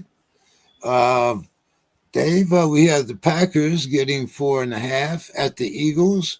The over-under is 44.5. Again, both teams are used to playing in the cold weather. I'm not sure what the weather is going to be like, but we do maybe have an issue with Jordan Love. What's your thoughts here, Dave? Yeah, it sounds like Green Bay is a little bit banged up, and Philadelphia is a very physical game. I mean, I watched the game, and the Steelers-Eagles game. The Eagles dominated Pittsburgh, but it was a very, very physical game, but both sides. Saquon Barkley couldn't finish the game, right? And but the Eagles are very, very physical. I mean, Pittsburgh came out of that black and blue, and that hurt them for the rest for the Chiefs game. So I think I'm going to go with Philadelphia, and with Love hurt. I mean, for me, Green Bay it's kind of like Miami. If Tua was healthy, Miami was a viable team. Without Tua, Miami wasn't viable. And I tend to think the same with Green Bay. They depend on Love. And if he's banged up, I'm going to go with the that's kind of low. I'm going to go with the over, but I think it's going to be one of these things of where it's more from the Philadelphia scoring on Green Bay. And it's not going to be over by much. I like the Eagles in the over too, there, Dave. Bill? I too like the Eagles in the over. And I think even if Love plays, I think Jair Alexander is still out. And like I said, Christian Watson just tore his ACL. So they're missing a couple of really sort of key players, and the timing, is not great. And the Eagles can beat you more than one way. They have a really dynamic running attack, and they don't have that great third receiver. Well, that great third receiver is their tight end, I guess. But they have one of the best 1-2 punches at wide receiver anywhere, right up there with the Bengals, whoever else you want to throw out, and the Rams. But I just feel like, as you said, what they can do in terms of being able to lean on you physically. Philadelphia is one of the hardest places to play football ever invented. Like, even when the Eagles aren't particularly good, it's tough to play in Philadelphia. And the Eagles, I think the Eagles feel like people are sleeping on them. I think that they're on kind of a revenge run or whatever. I think they feel disrespected. Whether it's real or invented, they feel that way. And yeah, I feel like they're going to make a deep run in the playoffs. I feel like this is going to be a big year for the Eagles. Okay. Bill, and what I think might be the best matchup of the day, we have the Commanders getting 3 points, playing at the Bucks, and the over-under is 50.5. Right, and kind of deservedly so. These are two teams that can score in bunches. With the emergence of Jalen McMillan, they now have in Tampa Bay a really, really well-balanced passing attack, right? They don't get a tremendous amount from the tight end position, but their wide receivers and running backs all catch the ball well. Rashid White is a really good catcher of the ball. Urban is maybe not quite as developed as White as a route runner, but he has really good hands. Mike Evans is a future, I don't know, maybe a first ballot, but he probably should be, but he's going to be a Hall of Famer, quite obviously. He's off to one of the great careers in the history of the game. And I don't want to victory lap too much, but I've been a Baker Reagan Mayfield guy since his days at Texas Tech. And a lot of people bailed on him during his time in Cleveland, and then he's bouncing around as sort of a bridge quarterback. And I always knew he had this ability. I always knew he had this talent. And to see him show people, I mean, he's a really tough, talented guy. He can run. He has a strong arm. He's essentially a bigger, stronger version and cockier version of Drew Brees, right, in a lot of ways. And now he's in a situation where he has to show that. I feel like this is probably, it for Tampa Bay, but I think they managed to squeak out a high-scoring victory here. But the line is 3.5, or is it 3? 3. Okay. I think they can cover 3. If it's 3.5, I was going to have to go Commanders. I think they can cover 3. I think it is. I think 3 is it. It's going to be a push, I guess, but I think they win the game by exactly 3. Over under? 50. That's a big number. So if it's 28-24, that's 52, right? So as frightening as it is, I will take the over. I think it ends up being a shootout. Okay. Dave? Yeah, I really like Baker Mayfield. I thought he's always been real competitive, but they lost a couple close games. They managed to have a number of games that were really close, and Tampa Bay came on the short end where Washington just had some phenomenal games. They had the one game where the ball bounced into the end zone and their guy was like right there to catch the Hail Mary pass, while the guy that should have been back there covering them was sitting there woofing at the fans. Tyree Stevenson. Yeah. And they had a couple close games. It's kind of like Kansas City. Kansas City had like 9 or 10 one-score games and came out on top on all of them. Yep. And the Commanders have been that way. So I'm saying I agree with Reggie. I think it's going to be a shootout, but I think that Washington is going to come out on top. So I'm going to take the Washington in the over because I think it could be a shootout. And it just seems that there's some seasons where teams just seem to have the destiny. The bounces go their way, and that seems to be what Washington has been. So that's what I'm going to go with. I'm going to take the Bucks and the under. And our Monday game, the Vikings -1, basically a pick'em game. I like the Rams in this game. I'm going to take the Rams, and I don't know. I watched Detroit hold the Vikings to 9 points. I'm going to take the Rams and the under. Dave, well, let's start with Bill. Give us your score and your final thoughts. Okay. So, and the line was, you said how many again?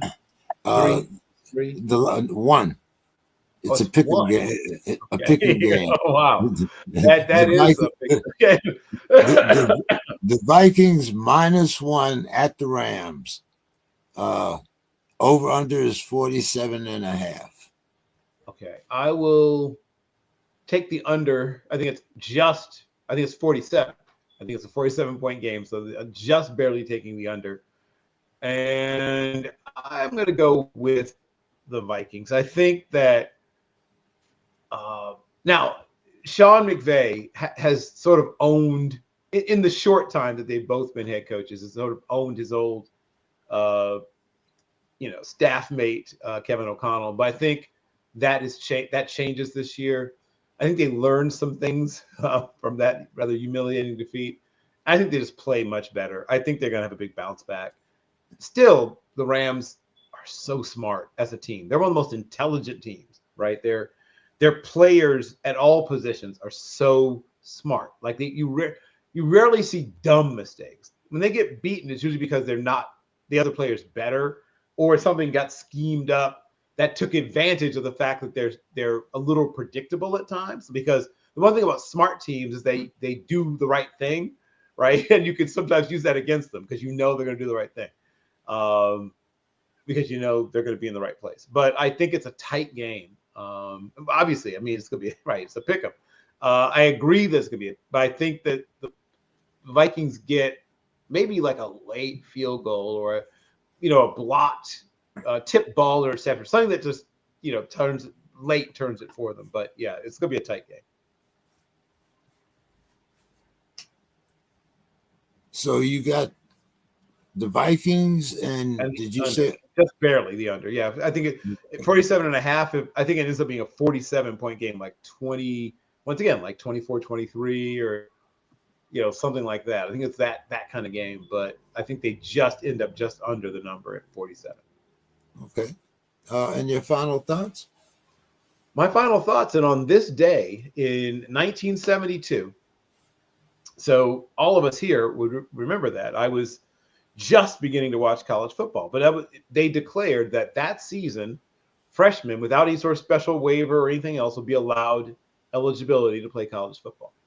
And for those who are below a certain age, that may not mean anything, right? There are people who don't remember the old days of freshman teams and freshman football and things like that.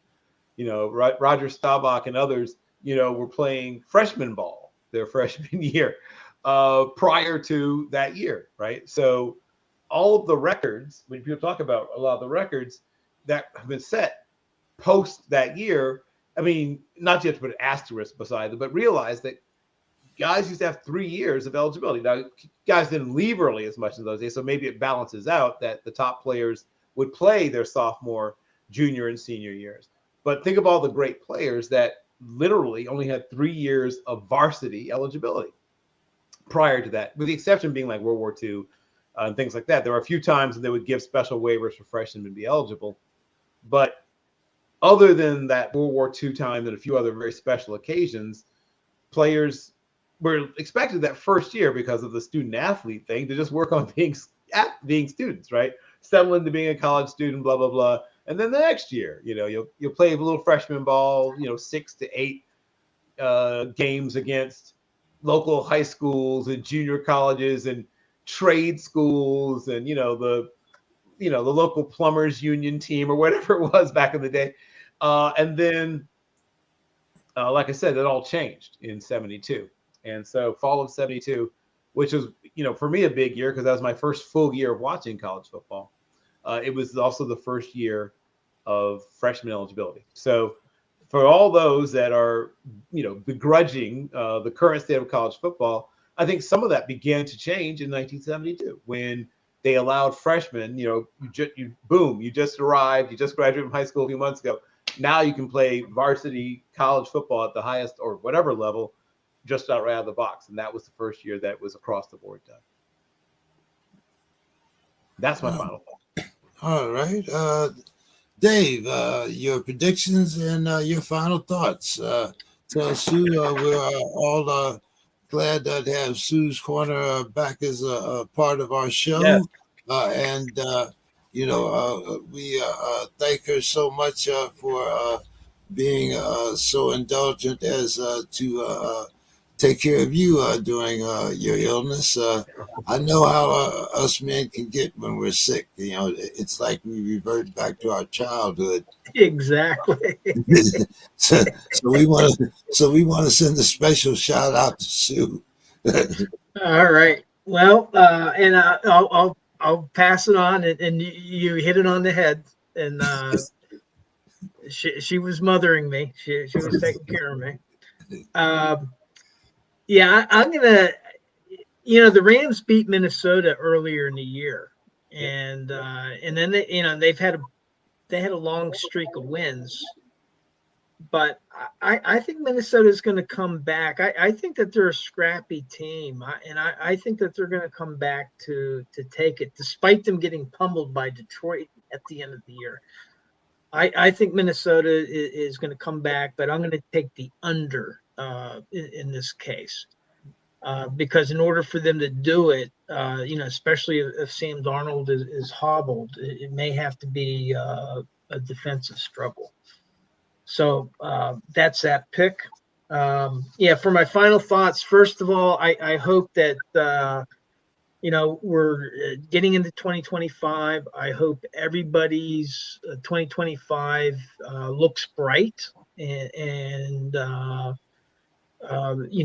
that everybody has good fortune in 2025 and things move forward. But the thing I also want to talk about on the other side, that's the positive side of the coin, but I want to talk about the fickleness of the fans, in particular the Pittsburgh Steelers fans. At the beginning of the year, the Steelers were picked to finish last in the AFC North by most pundits. Their over-under was 8.5 wins, which was the lowest in the AFC North.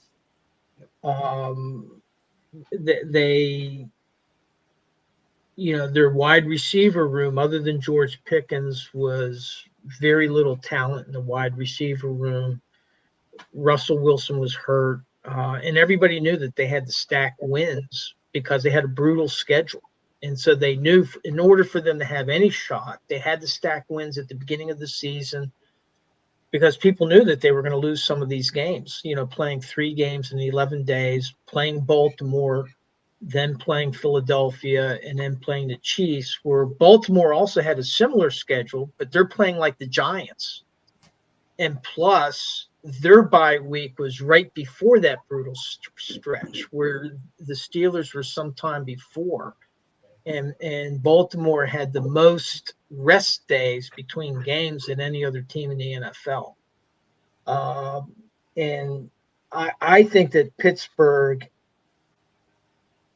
actually performed above expectations to get into the playoffs. I think that there are other teams that have a lot more talent. You saw that when they played the Chiefs and the Eagles and the Ravens. Those were more talented teams than the Steelers, but the Steelers are still in it and they're going to the playoffs. And despite, most teams, most fan bases, if their team made it to the playoffs after they were predicted to finish last in their division, you would think that they would be ecstatic. And there's a sizable portion of the Steelers fan base that right now, with a playoff game coming up, are rooting for Mike Tomlin to be fired. And it's like, well, how's that helping the team? And they said, well, he's underperformed. They haven't won a playoff game since 2016 or whenever it was. But that was then. Each season is its own entity, and right now, if they upset Baltimore, I wonder how they're going to feel. Whether they're still going to feel that the guy should be fired. Because by the statements of not only Steelers players, but from players around the league, he's a coach that players want to play for. And like we were talking about a little bit earlier when we were talking about the disciplinarian coaches, well, this is a new culture that coaches are having to deal with, where the players have a lot more power than they had even 10 or 15 years ago. And now players can kind of choose, like Tyreek Hill. Hey, I want to move. Well, 10 or 15 years ago, you didn't have that kind of ability to almost say, hey, I'm ready to move on, and then almost to hand select the team that they're going to. It's almost becoming like whenever Miami formed that dream team in Miami. And I think that it's more than ever more important to have a coach that players can relate to. And the thing is the reason that the players relate to Mike Tomlin isn't because it's just like a nice guy and he lets them do whatever that they want. The reason they cite is because he's so honest to them, and he'll tell them when they're not doing a good job or when they're doing a nice job. And I think it was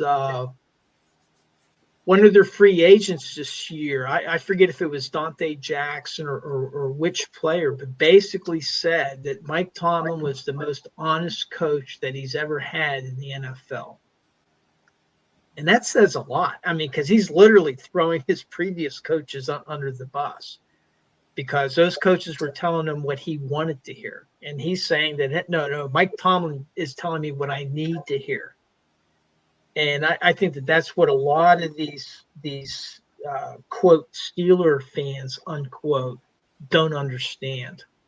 And I hope Baltimore could blow Pittsburgh out this weekend. They're a very loaded team right now, and they're riding the momentum. But I still feel, regardless of the result, that Mike Tomlin is a great coach, and he should remain with the Pittsburgh Steelers. And I just wish that the fans would kind of put things into better context. So those are my final words for tonight. Yeah, we had beat the Ravens 8 out of 10 games up until the last time that they this last game that they won.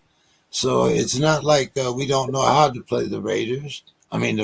So right, it's very possible for the upset, and they might take that 9.5 point differential as bulletin board material. So we never can tell. Another quick announcement: Demetrius beat Bill for the Sports Krib title and the fantasy T-shirt. Demetrius is our first back-to-back winner.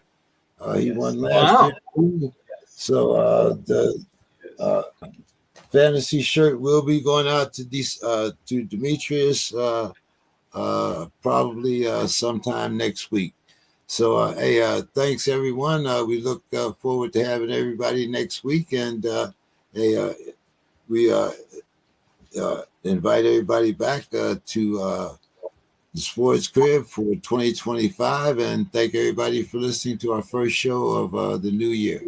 Have a good rest of the week, everyone, and we'll see you next week. Have a good night, guys. All right, take care. Good to be back. Glad you're feeling better, Dave. Yeah, no, I appreciate it. It was not didn't have a fun December, that's for sure.